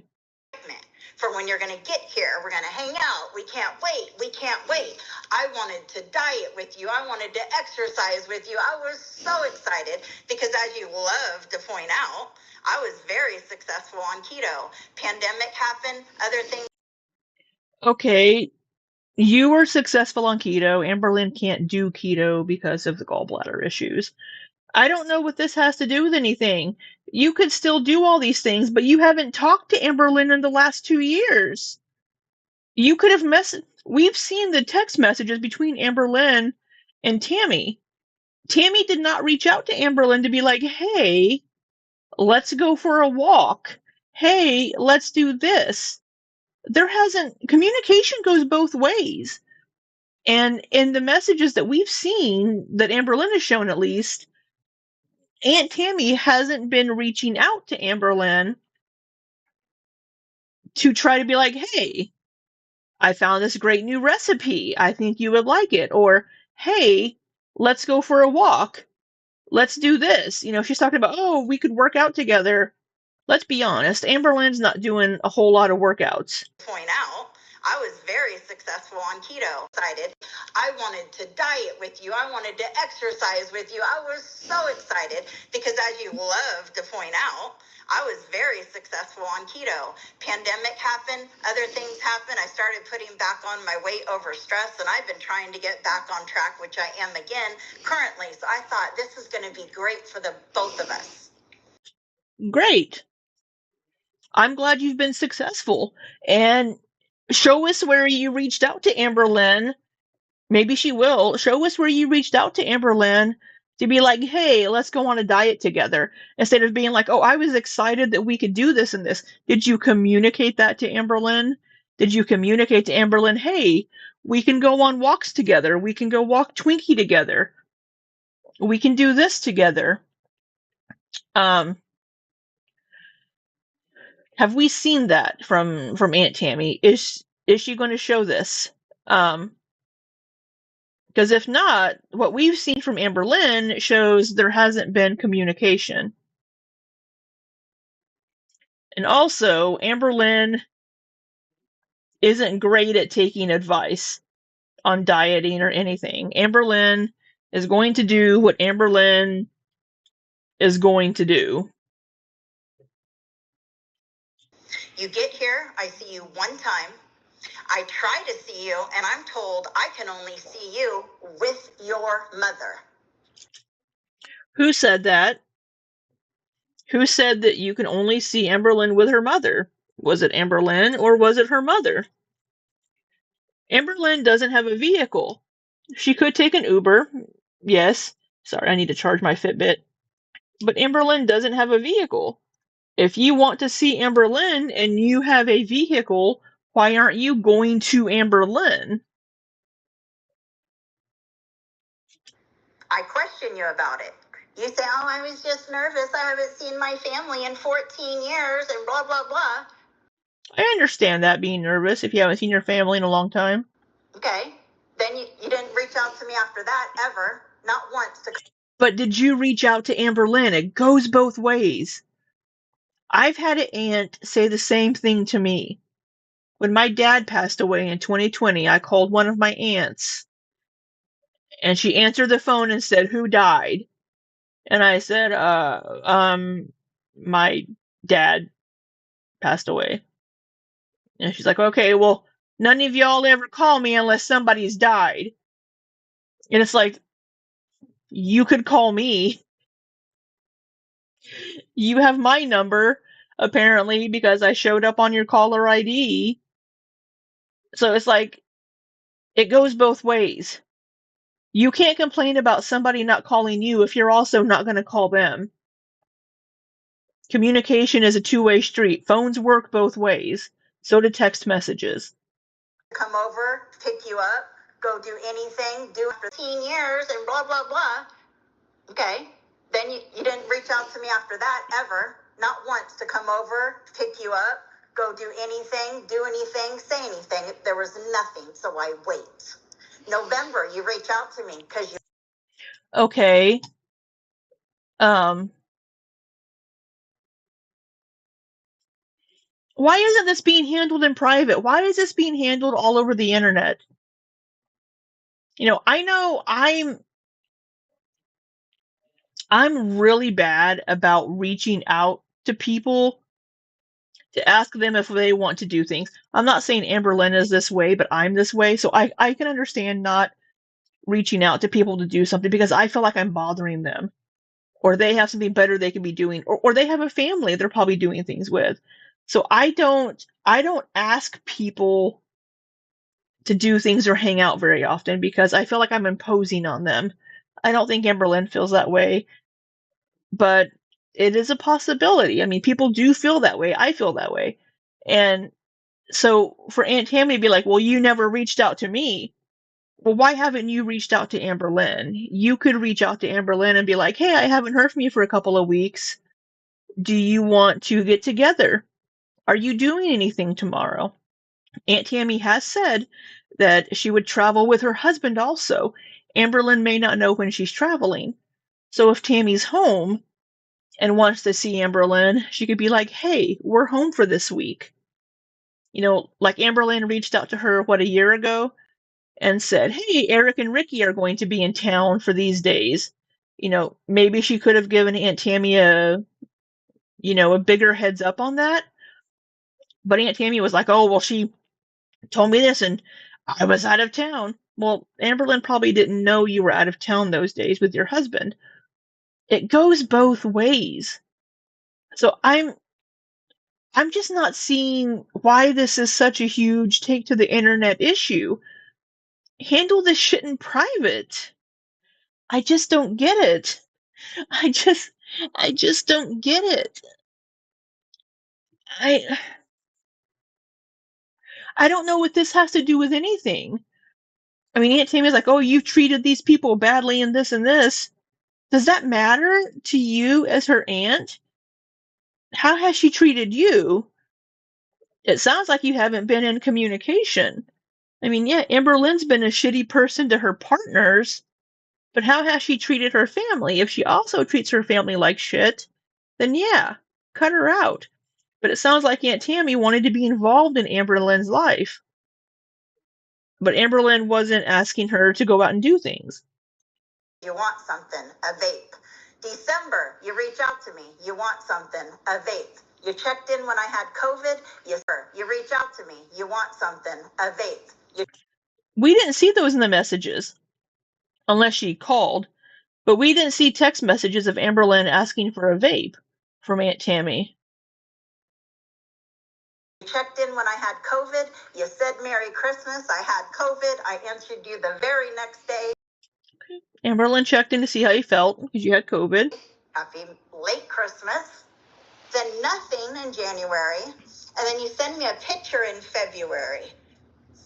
She sent a picture and said, I miss you. I don't know what Now why you can order balloons with ease from Michaels.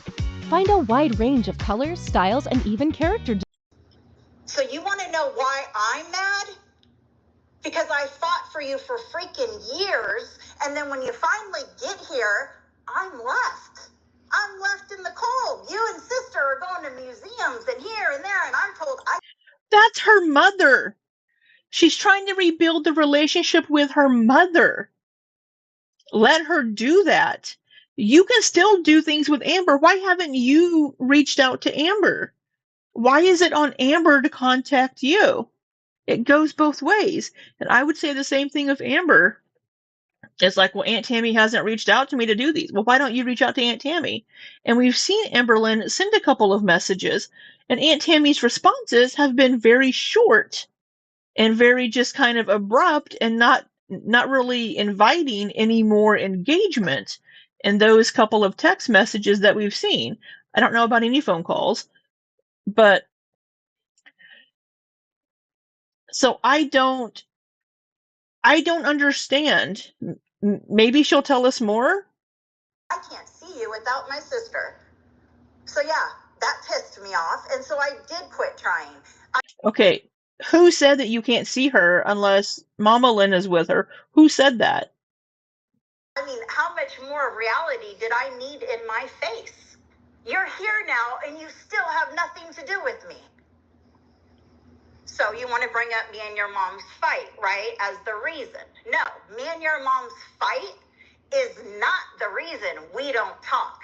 You are the reason we don't talk. You are in your 30s. You can use a phone. So can you. You're in your 50s. You can use a fucking phone. Oh my God. Oh my God, it goes both ways. Fuck. You can text, you can make arrangements to spend. Amberlynn did text. This is insane. Time with your aunt, and you chose not to because me and your mom were in a disagreement. I haven't seen my aunts in probably 6, 7, 8 months. I forgot to call my Aunt Peggy and wish her a happy birthday. I still haven't done that yet because I'm a shitty niece apparently, but I still need to call my Aunt Peggy. I don't understand what this issue is. I honestly don't. She could contact Amberlynn if she wants to hang out with Amberlynn or see Amberlynn. Amberlynn can contact Aunt Tammy. We've seen some text messages from Amberlynn to Aunt Tammy, and Aunt Tammy really not engaging in conversation. Am I crazy? Somebody tell me if I'm crazy on that. That's what I've seen in the text messages. I don't know what the I don't know what the problem is. And if you want to get down to the nitty-gritty of the disagreement, we can do that, but it's pretty freaking messy.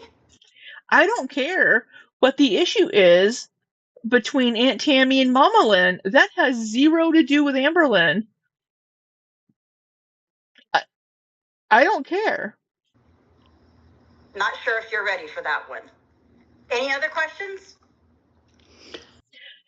Yeah, you didn't answer the question. Amberlynn said, "What have I done to you in the last 2 years to cause this issue?" And was it Amberlynn hasn't asked you to go do things with her? Is that the problem? But you haven't either.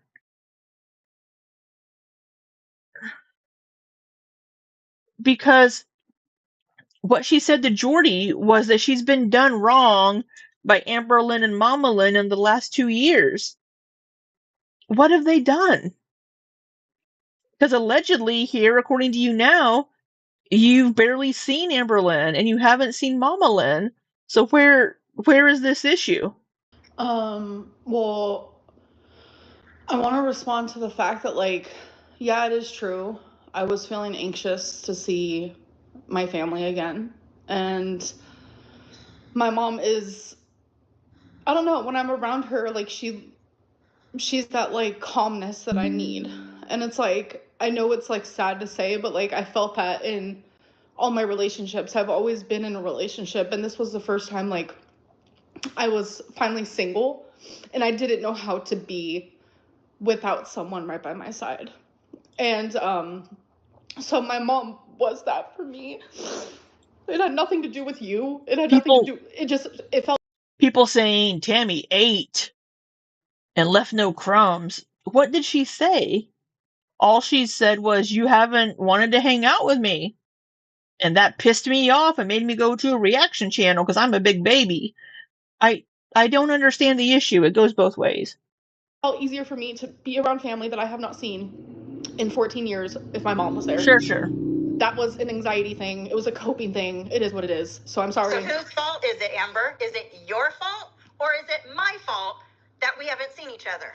Because the narrative that you're telling is different. So it's both. It's both.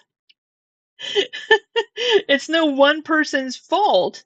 It's both.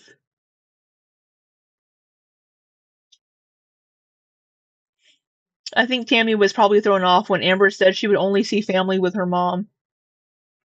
The thing is, when did Amberlynn say that to her? Was it Amberlynn that said that, or was it Mama Lynn that said that?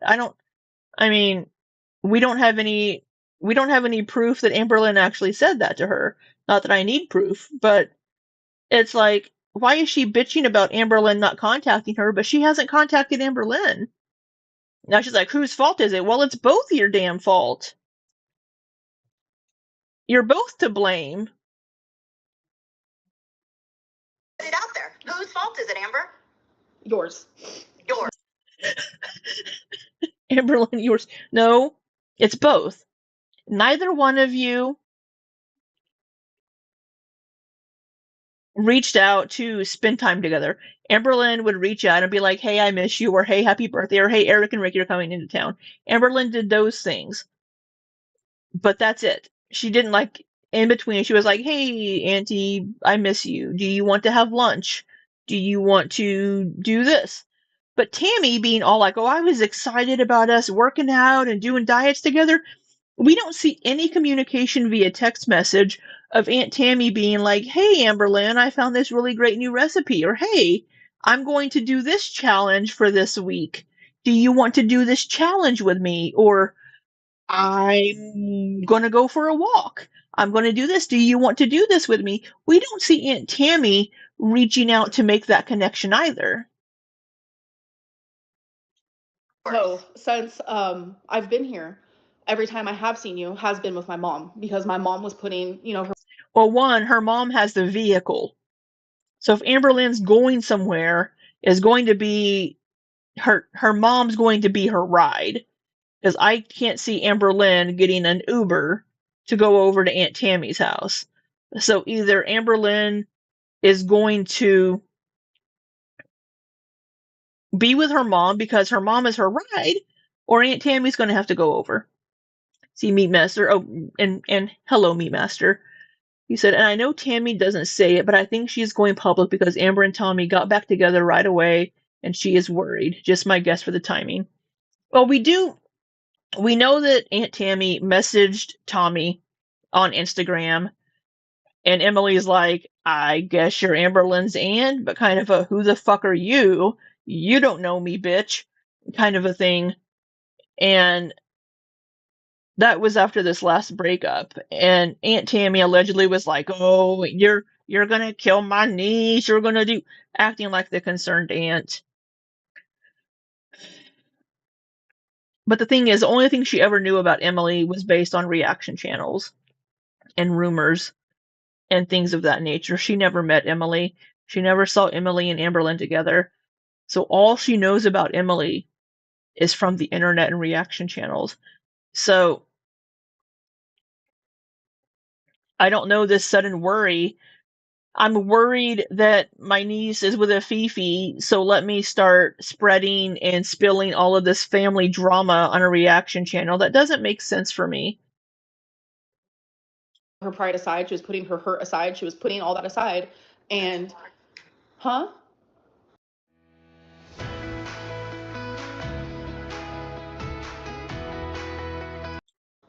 Go ahead. I don't mean to interrupt you. And she was putting all that aside for me. And that was something that she was willing to continue doing until I felt comfortable. Yeah, and I did after, what's it called? After Thanksgiving, I did. And that's why when I hugged you goodbye, the last thing I said, I can't wait until you come over. I can't wait. I even said it to, I don't want A couple people in the chat have said, well, Caitlin says, I mean, your aunt wasn't trying to reach out to hang. Yeah, exactly. It's like, she wasn't reaching out either. say your daughter's name. I don't want to bring anyone's name. You can say any of our names. We have nothing to hide. Okay, but I also said it to Ashley. Mm-hmm. And I was like, I can't wait for you to come over because I genuinely enjoyed my time on Thanksgiving. That's why I'm so taken aback by this whole situation. So. And after Thanksgiving, I heard that my sister talked a whole bunch of shit about Thanksgiving over at my house. Once again, opening up my home to you guys, putting everything on at my cost, my joy to have my family in my home. And at the end of the day, when I thought it was a wonderful day as well, guess what I got to hear? How y'all talk shit. I don't even know what the shit was. It was supposed to be so vile that it couldn't even be repeated.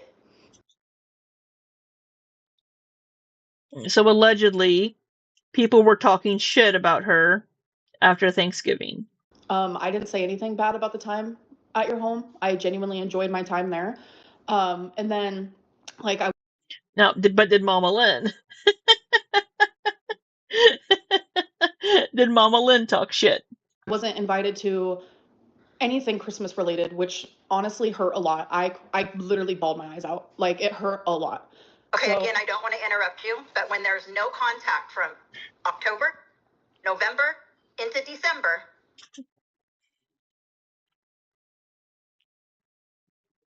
November's Thanksgiving. Christmas is just a month after Thanksgiving. There's That's not a very long time. With the exception of wanting a vape. Why would I invite you and my sister to Christmas? In December, I talked to you 3 times. What 3 times, Amber? One of them did involve a vape. The other 2 times was to check in on you regarding your health because you were sick. And every time we did communicate was because of me. No, you never messaged me. May I have a reason for why is it always me that has to message first then? It's Good question. not always you. But you're making it sound like it is. Aunt Tammy is saying you never reached out to me. You never reached out to me. But when have you reached out to Amberlynn? It's absolutely not, and I have the receipts to prove that. Unless you're talking about... And the last 2 years is what we're talking about. Only between October and February. That is when when you got here and I see the true colors, that I was never going to be your person in any way, shape, or form. I was never going to be your person. Why do you need to be her person?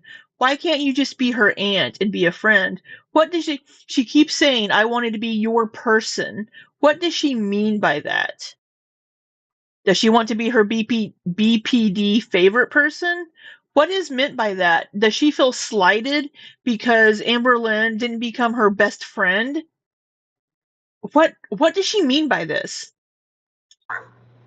Because you would have reached out. You would have. I heard through my mom how you'd cry and boo-hoo and you at her house going, well, I don't understand why I can't talk to my aunt. Why can't I talk to my aunt? That is correct. Is that true? That is correct. And what were you told? Were you told you couldn't talk to me? I would cry because it hurt. Because it's like, Were you told you couldn't? People are bringing up her rocking as a self-soothing. Yeah, she's doing this rocking as a self-soothing just to kind of calm herself while Aunt Tammy's ranting at her. Talk to me.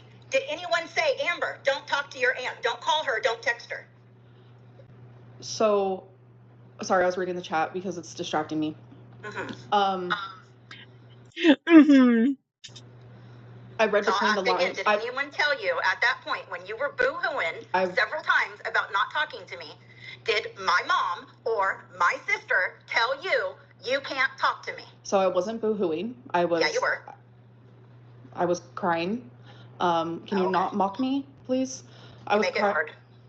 I was crying because I was hurt by the situation. Yeah, you were. You were boo-hooing. I was not boo-hooing. I was crying.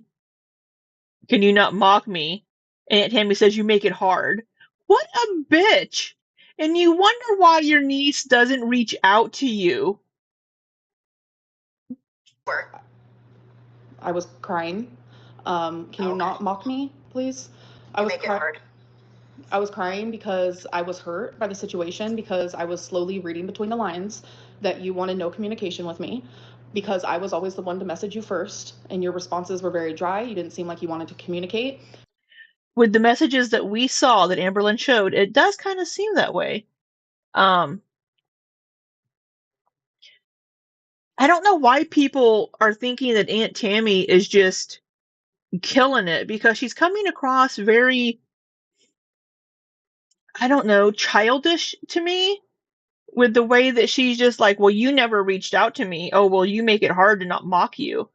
Why didn't you call me? I wanted to be your person. Why wasn't I your person?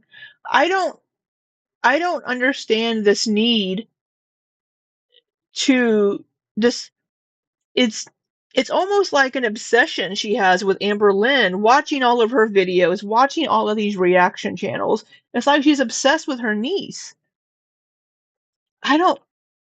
That's the way it's appearing to me. Maybe, I mean, we have an hour left. I don't know if we're going to be able to watch all this today. I'm sorry. I do have some things I need to take care of this evening because I've been gone all week.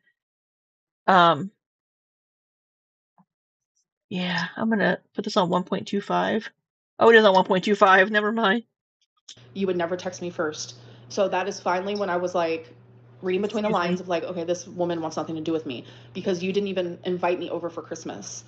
I didn't know that I had to talk to you every single day. I didn't know I mean, that's how I'm feeling because you truly are a piece of work. I tell you what, your manipulation is just like it used to work. It used to work. It used to catch me. It used to slow me down and give you the benefit of the doubt. But I just see it too clearly now, and I don't even know if I want to entertain you anymore because you can't own anything. And again, I mean, we're talking decades of text here. What is she not owning? We're only talking about the last 2 years. This is the time period that we're talking about. Amber doesn't strike me as being manipulative in this moment. All she said was, the messages that I sent you, you didn't really respond to. And I didn't know I needed to contact you every day because that's how Tammy is making it sound. Aunt Tammy's making it sound like you weren't messaging me all the time wanting to do stuff. But yet Tammy wasn't messaging Amberlynn. And the messages that we did see from Amberlynn to Aunt Tammy's response was very just short, to the point, not really inviting any more conversation. So I don't know. I think Aunt Tammy's been watching too many reaction channels, just like Beck was doing. Beck was watching reaction channels to figure out how to respond to Amberlynn. Oh, let's see what these reaction channels, which I'm a reaction channel too, but people that would really, I don't know, go in harder, I guess, on Amberlynn. I don't know, be mean to her. What are they saying about this situation? I didn't know that I had to talk to you every single day. I didn't know. I mean, that's how I'm feeling because you truly are a piece of work. I tell you. I don't get this.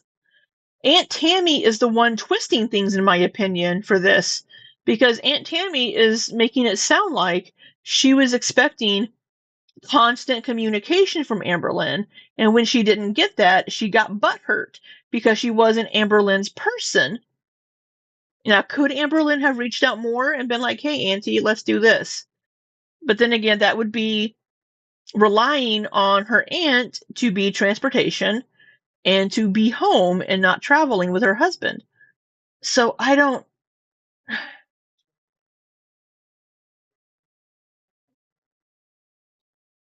This just seems uncalled for to be doing online. Tell you what, your manipulation is just like it used to work. It used to work. It used to catch me. It used to slow me down and give you the benefit of the doubt. But I just see it too clearly now, and I don't even know if I want to entertain you anymore because you can't own anything.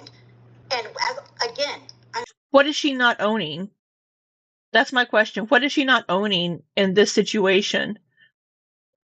I mean, she did message her Aunt Tammy.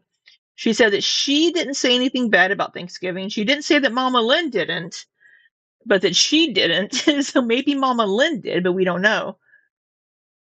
But she didn't reach out. I don't know. I mean, we're talking decades of text here. You know, I'll watch a video and something will be brought up and I'll be like, what the heck? All I have to do is go to my messages and put in simple words that were talked about. And then our conversations come up word for word. Yeah. You have abused me, Amber. You have manipulated me, Amber, for a long. Did she say you've abused me? You know, I'll watch a video and something will be brought up and I'll be like, what the heck? All I have to do is go to my messages and put in simple words that were talked about. And then our conversations come up word for word. Yeah. You have abused me, Amber. You have manipulated me, Amber. I think that's a bit far. I don't think there's been any abuse on her end.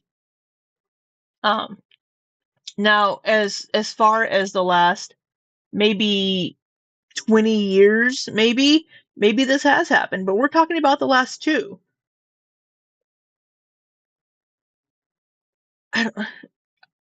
Show us the messages. For a long time because of the love I had for my sister and for you. And you used that and you manipulated me to be the person when I would never be your person. But you led me to believe that for a long time. We can talk about me a long time because of the love I had for my sister and for you. And you used that and you manipulated me to be the person when I would never be. Manipulated me to be the person. What do you mean by that? Your person. But you led Your person. What do you mean by that? me to believe that for a long time.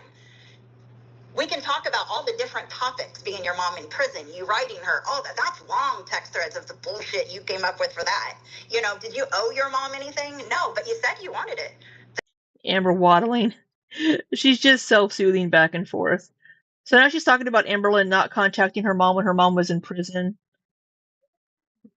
All the different topics, being your mom in prison, you writing her, all that. That's long text threads of the bullshit you came up with for that. You know, did you owe your mom anything? No, but you said you wanted it. The text started with you asking, not me going, you need to. You wanted it, and I was the in-between person helping you. Without me, you would not be in your mom's life today. Without. So, Amberlynn has said the reason she didn't contact her mom when she was in prison and all that is because of all the issues and being abandoned and all these things and not putting money on the books. Amberlynn didn't have money to put on Mama Lynn's books. Amberlynn wasn't working at the time, really. Her YouTube didn't really start taking off to earn things until 7 or 8 years ago, 8 years ago. So she didn't have money 10 years ago to really put on Mama Lynn's books. Now, I have seen Mama Lynn's court records and everything, and a lot of the fees for court and a lot of the fees have been paid by Tammy. I've seen that in the court records. Tammy has done a lot for Mama Lynn, as far as paying court fees and putting money on books and all of these things. So Tammy has done those things. I've seen them myself in the court records. But if Amberlynn doesn't want to have contact with her mother because of these issues that her mom had when she was growing up, that's okay. That's okay for Amber to have that boundary. And if Tammy wants to try to help her sister, that's Tammy's choice. For her to try to hold that over Amber's head seems really weird to me for her helping Mama Lynn. Text threads of the bullshit you came up with for that. You know, did you owe your mom anything? No, but you said you wanted it. The text started with you asking, not me going, you need to. You wanted it, and I was the in-between person helping you. Without me, you would not be in your mom's life today. Well, good for you. Do you want a cookie? Without me, my sister would not be in my mom's life today. I have always been forced to be the in-between person. You haven't been forced to be. You didn't have to. You could have been like, no, I'm washing my hands of my sister. She can find her own way. But maybe out of a sense of responsibility or duty, you decided to help your sister. But now you are using this as a manipulation tactic almost, and I did this, and this for your mother. What does that have to do with Amberlynn? But is she also holding this over Mama Lynn's head? Well, I did this for you and this for you and this for you whenever you were in court. What are you going to do for me now? I did all of these things for you. How are you going to pay me back? Now, that's how she's coming across to me. These were too weirdly shaped or odd to make the cut in a regular pack of bacon, but... Correct? I don't know. You don't? I don't know, which means yes. So,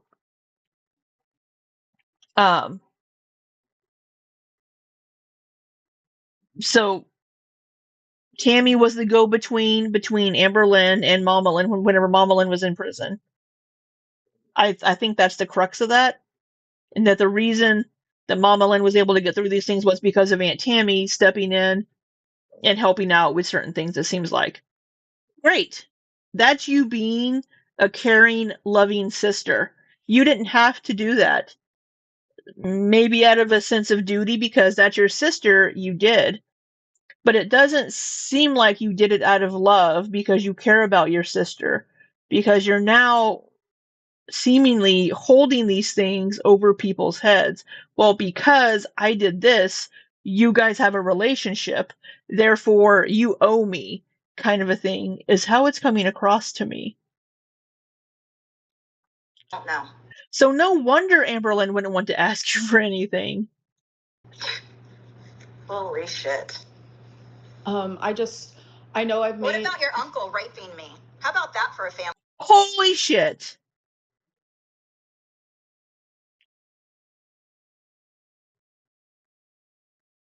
What the fuck does that have to do with Amberlynn?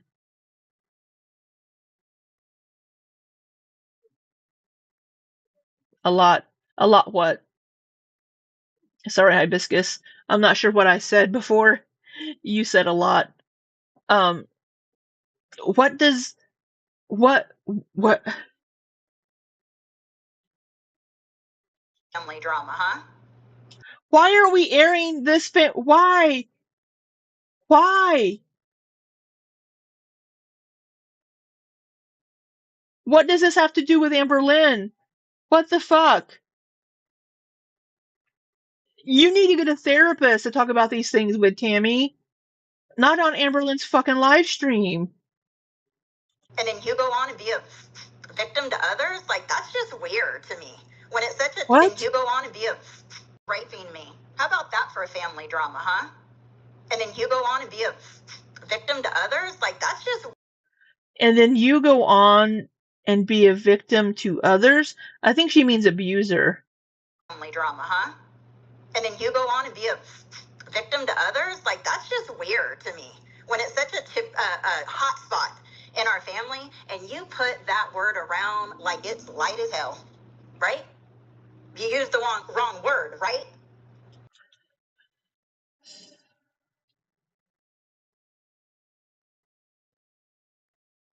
Fucking A. Why would she... Why is she bringing this up? When you accuse somebody...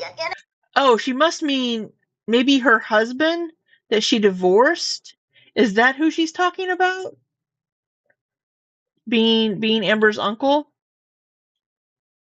Innocent person who at the time was young as shit, you accused them of something that they did not do. Thank God he had a voice to speak up. I had a voice to stick up over your uncle raping me, to you, to my sister, to your dad, who made you guys live with the man. Did I ever get, I'm sorry that happened to you? What? Just her dad's brother? No, I was expected to keep taking it, keep taking it, keep taking it. I used to use the excuse, my sister had to take it because your dad would beat her up. Or is this her husband? What? Oh my god. When she tried to stand up to me over it, right? So instead of getting the support of my family, I had to stay shut up about it so my sister didn't get beat. Okay, so that's some pretty bad. But what does it have to do with anything with her aunts, Meatmaster? What does this have to do? What does this have to do? Crocodile tears are fake tears. She's actually crying real tears here. I don't, because Aunt Tammy's upset her. But what does this have to do with her and Amberlynn's relationship? Why is she airing this? Why is she bringing this up? Amberlynn would have been young when this happened to her aunt, probably. I don't understand why she's bringing this up. I mean, yeah, Amberlynn insists that she didn't lie. Amberlynn's not a narcissist. She has BPD. I don't know what that has to do with anything. Amberlynn insists her story about Casey is true. Casey insists it's not.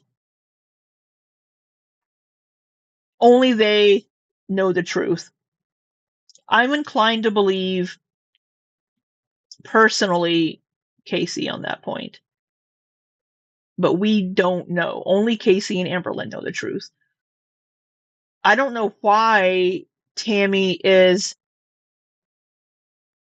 bringing this up and airing this on this live stream. that has nothing to do with Tammy and Amberlynn's relationship. Bad shit, right? But tell me why when we just went to California, your mom had to go see your dad. Had to go see him in person. I refused. She left me in a car so she could go in and see your dad, the man that is behind so much of this, including my chapters. The man I despise more than anything on the face of this earth. And your mom, in sobriety, in recovery, chose to go see that man eye to eye. You don't think that hurt me? But I kept taking it, right? I kept being a sister. So you're not the only. So you're saying that's always about Amber, Amber, Amber. Well, apparently it's always about Tammy, Tammy, Tammy. I don't know why Mama Lynn would want to go see Amberlynn's father, unless you just wanted to check on him. I mean, they were married for years.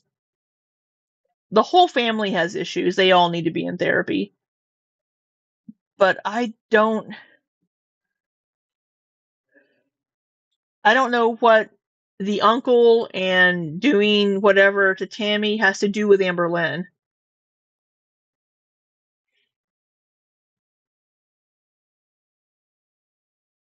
Amber needs to be in a lot of things, Hibiscus.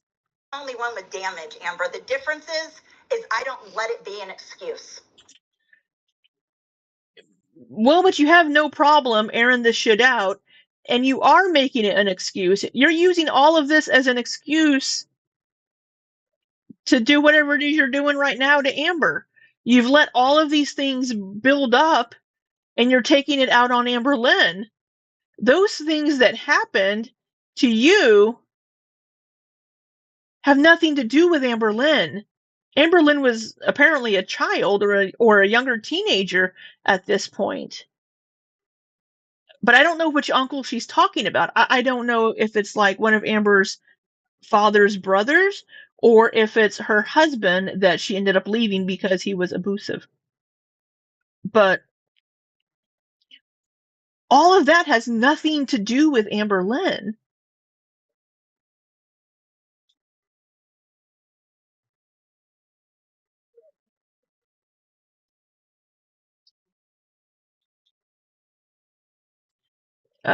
See, Meatmaster says also, why didn't Amber end the call or the live stream?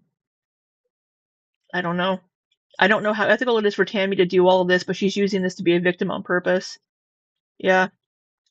Hibiscus, I think Tammy is expressing frustration about all the shit she went through in a bad way.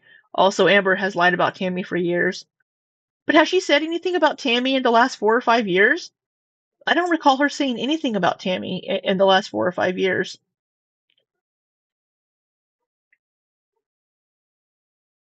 So I don't know what she's lied about.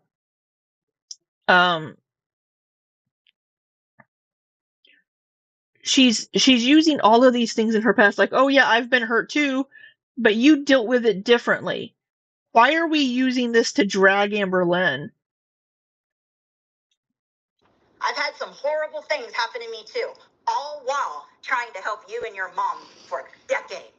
And you know what happened during that time when I was so focused on you and your mom and your fucked up family and everything that comes with it? Guess what? It made me sick. It stressed me out. It made me weak. It made me not take care of my own kids to the best of my ability. Because you can't focus this long and this hard on other people and not have it take away from your life. She made the choice. Tammy was an adult at this time. And that was the choice she made. She didn't have to do those things. But what was she doing? Because if she never met Amberlynn until Amberlynn was 14, and then Amberlynn didn't really see her again until she was 17, whenever she moved to Oklahoma, what was Tammy doing focusing on Amberlynn's family? It doesn't sound like anything until Amberlynn and Mama Lynn moved to Oklahoma. And at that point, I believe Mama Lynn had separated from Amberlynn's dad. But those were choices that Tammy made as an adult. If she neglected her kids to focus on her sister, that was her choice to make. Nobody made her do that. So why is she taking this out on Amberlynn?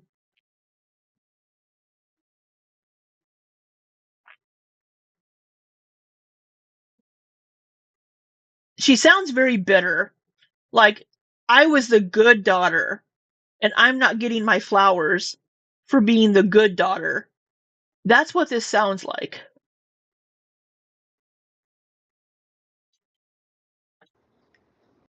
Cereal tastes better with a blue spoon. Now you can enjoy creamy, fresh frozen custard. Y'all want some custard? Y'all want some custard? Some custard? You have, your dad has, your mom has, and you all play fucking victim. You're playing the victim right now. You are also playing the victim right now. Arente, I agree with you. Okay. Hibiscus, okay, but she felt like she needed to. She would have felt like crap for abandoning her sister. Sure, she would have felt like crap, but it seems like she's only doing it because she felt like she had to. But she didn't have to do those things. She could have asked other people to help, but this was the choice that she made. Amber does play victim a lot, absolutely. Amberlynn is a perpetual victim.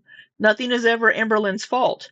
But in this case, it seems like nothing is ever Tammy's fault. Tammy was always the good daughter. Tammy was always the good one. Tammy made all of these sacrifices in her life for Amberlynn's family. But Amberlynn had nothing to do with that. This seems to have to do with Amberlynn's mother and Amberlynn's father, because she wasn't involved in Amberlynn's life when she was a child. So any of these things that she did for Amberlynn's family were after Amberlynn was in foster care or after Amberlynn moved to Oklahoma. Or all the things she did for Mama Lynn whenever Mama Lynn was arrested. So why is she taking this out on Amberlynn? She should be taking this out on Mama Lynn. Look at all the things I did for you. I sacrificed for you.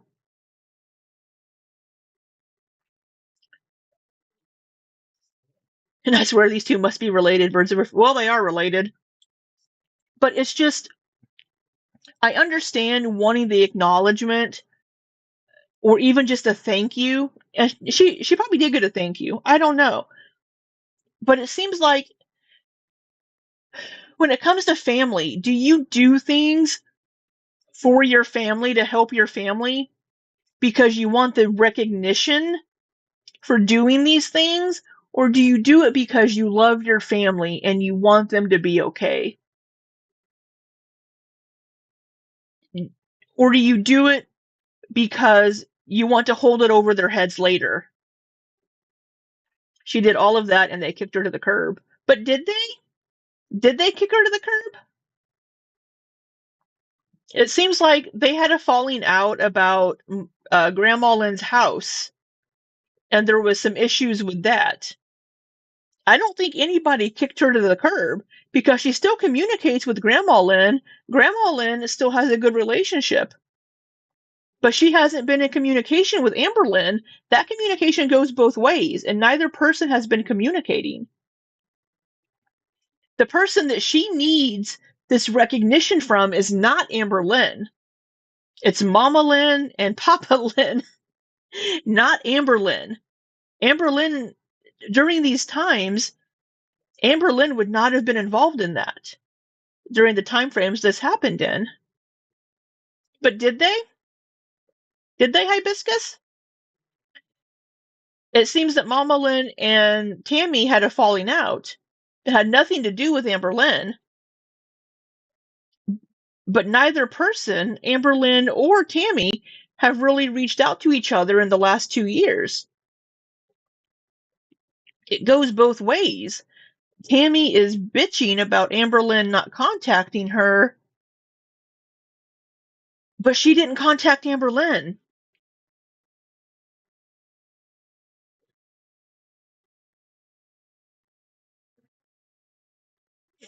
Aaron says, I feel now that Amber is around, Tammy and her sister's relationship got interrupted and jealousy and resentment kicked in. I don't know. I mean, she was talking about wanting to be Amber's person. I wanted to be your person. What does that mean, first of all? And secondly, so why didn't you reach out to Amberlynn more? It goes both ways. I'm seeing both people play a lot of victim cards here. A lot of the things she's bringing up have nothing to do with Amberlynn.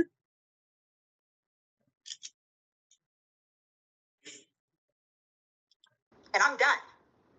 Anything else you want to talk about? Regarding like the way I was like when I was a teenager in my 20s. Like, all right, we're gonna take a break. I need to do some things around the house for a little bit. Maybe we'll come back later tonight. I will try to. I'm not gonna have time tomorrow, but maybe tomorrow night or later tonight. Maybe it'll be late though. Sorry, Mars. I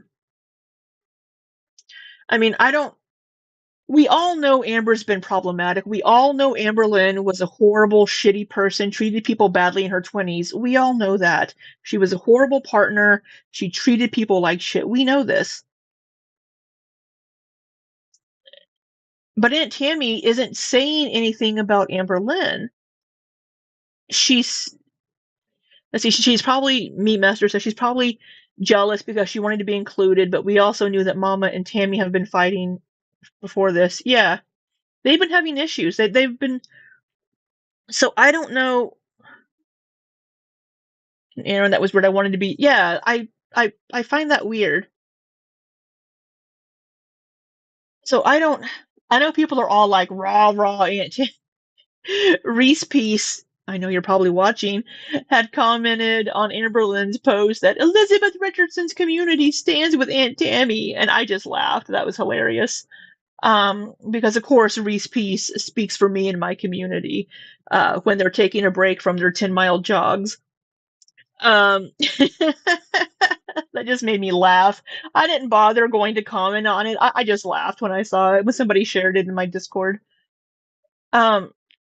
But this is all just weird. I know people are like, yeah, Tammy's reading her for filth. But is she? Because she's not bringing up anything that directly concerns Amberlynn from what I'm hearing. Maybe I'm just not hearing things correctly, but I'm not hearing anything that directly addresses Amberlynn. I'm hearing things about Amberlynn's family when Amberlynn was a kid, or after they moved to Oklahoma, or after Amberlynn was gone. These are things about Amberlynn's mom and dad, and about Mama Lynn. The only thing that I'm hearing about Amberlynn is, I wanted to be your person and do things with you, but you didn't contact me. But she didn't contact Amberlynn either. That's the only thing that I'm hearing so far. But we have another hour to go of this. We will get to it a little bit later. Maybe tonight or tomorrow.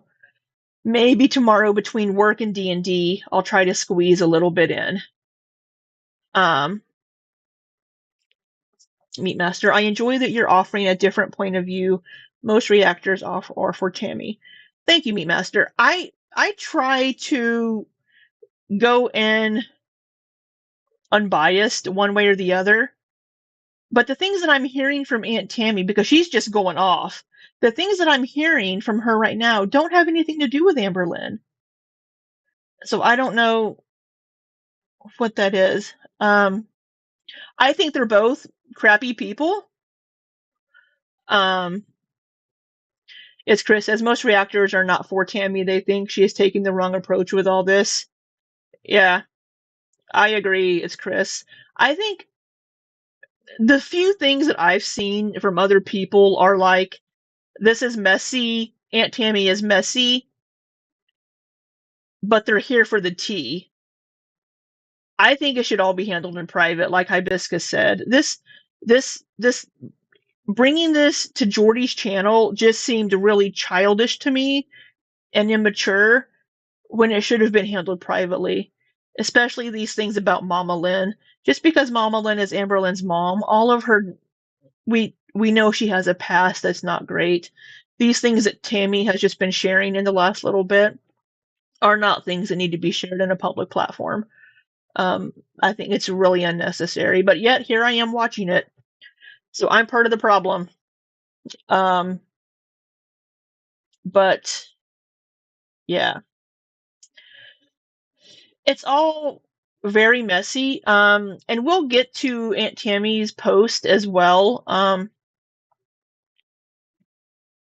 And kind of see what else she has to say. And we'll finish these videos too. Sorry, I've been radio silent. I've been out of town, like I said. Again, just reiterate, I will be out of town starting on Friday. I'll be out of town for a week. So there will probably be no streams, but maybe if I decide to stream from one of my work laptops, maybe we'll do a stream while I'm out of town. But again, work is very busy, and I have work travel coming up, and I'll be in New Orleans with my brother this weekend and his new husband. So, but yeah, we're gonna leave it here for the moment, and we will come back to this. I'm sorry, but I have a few things I need to take care of to get ready for the week. But thank you all so much for spending a little bit of your time with me. I appreciate all of you in the chat, all of you that have not chatted that are here. I hope you have a fabulous, I guess week. It's Sunday. Have a fabulous week. And until next time, be safe and take care.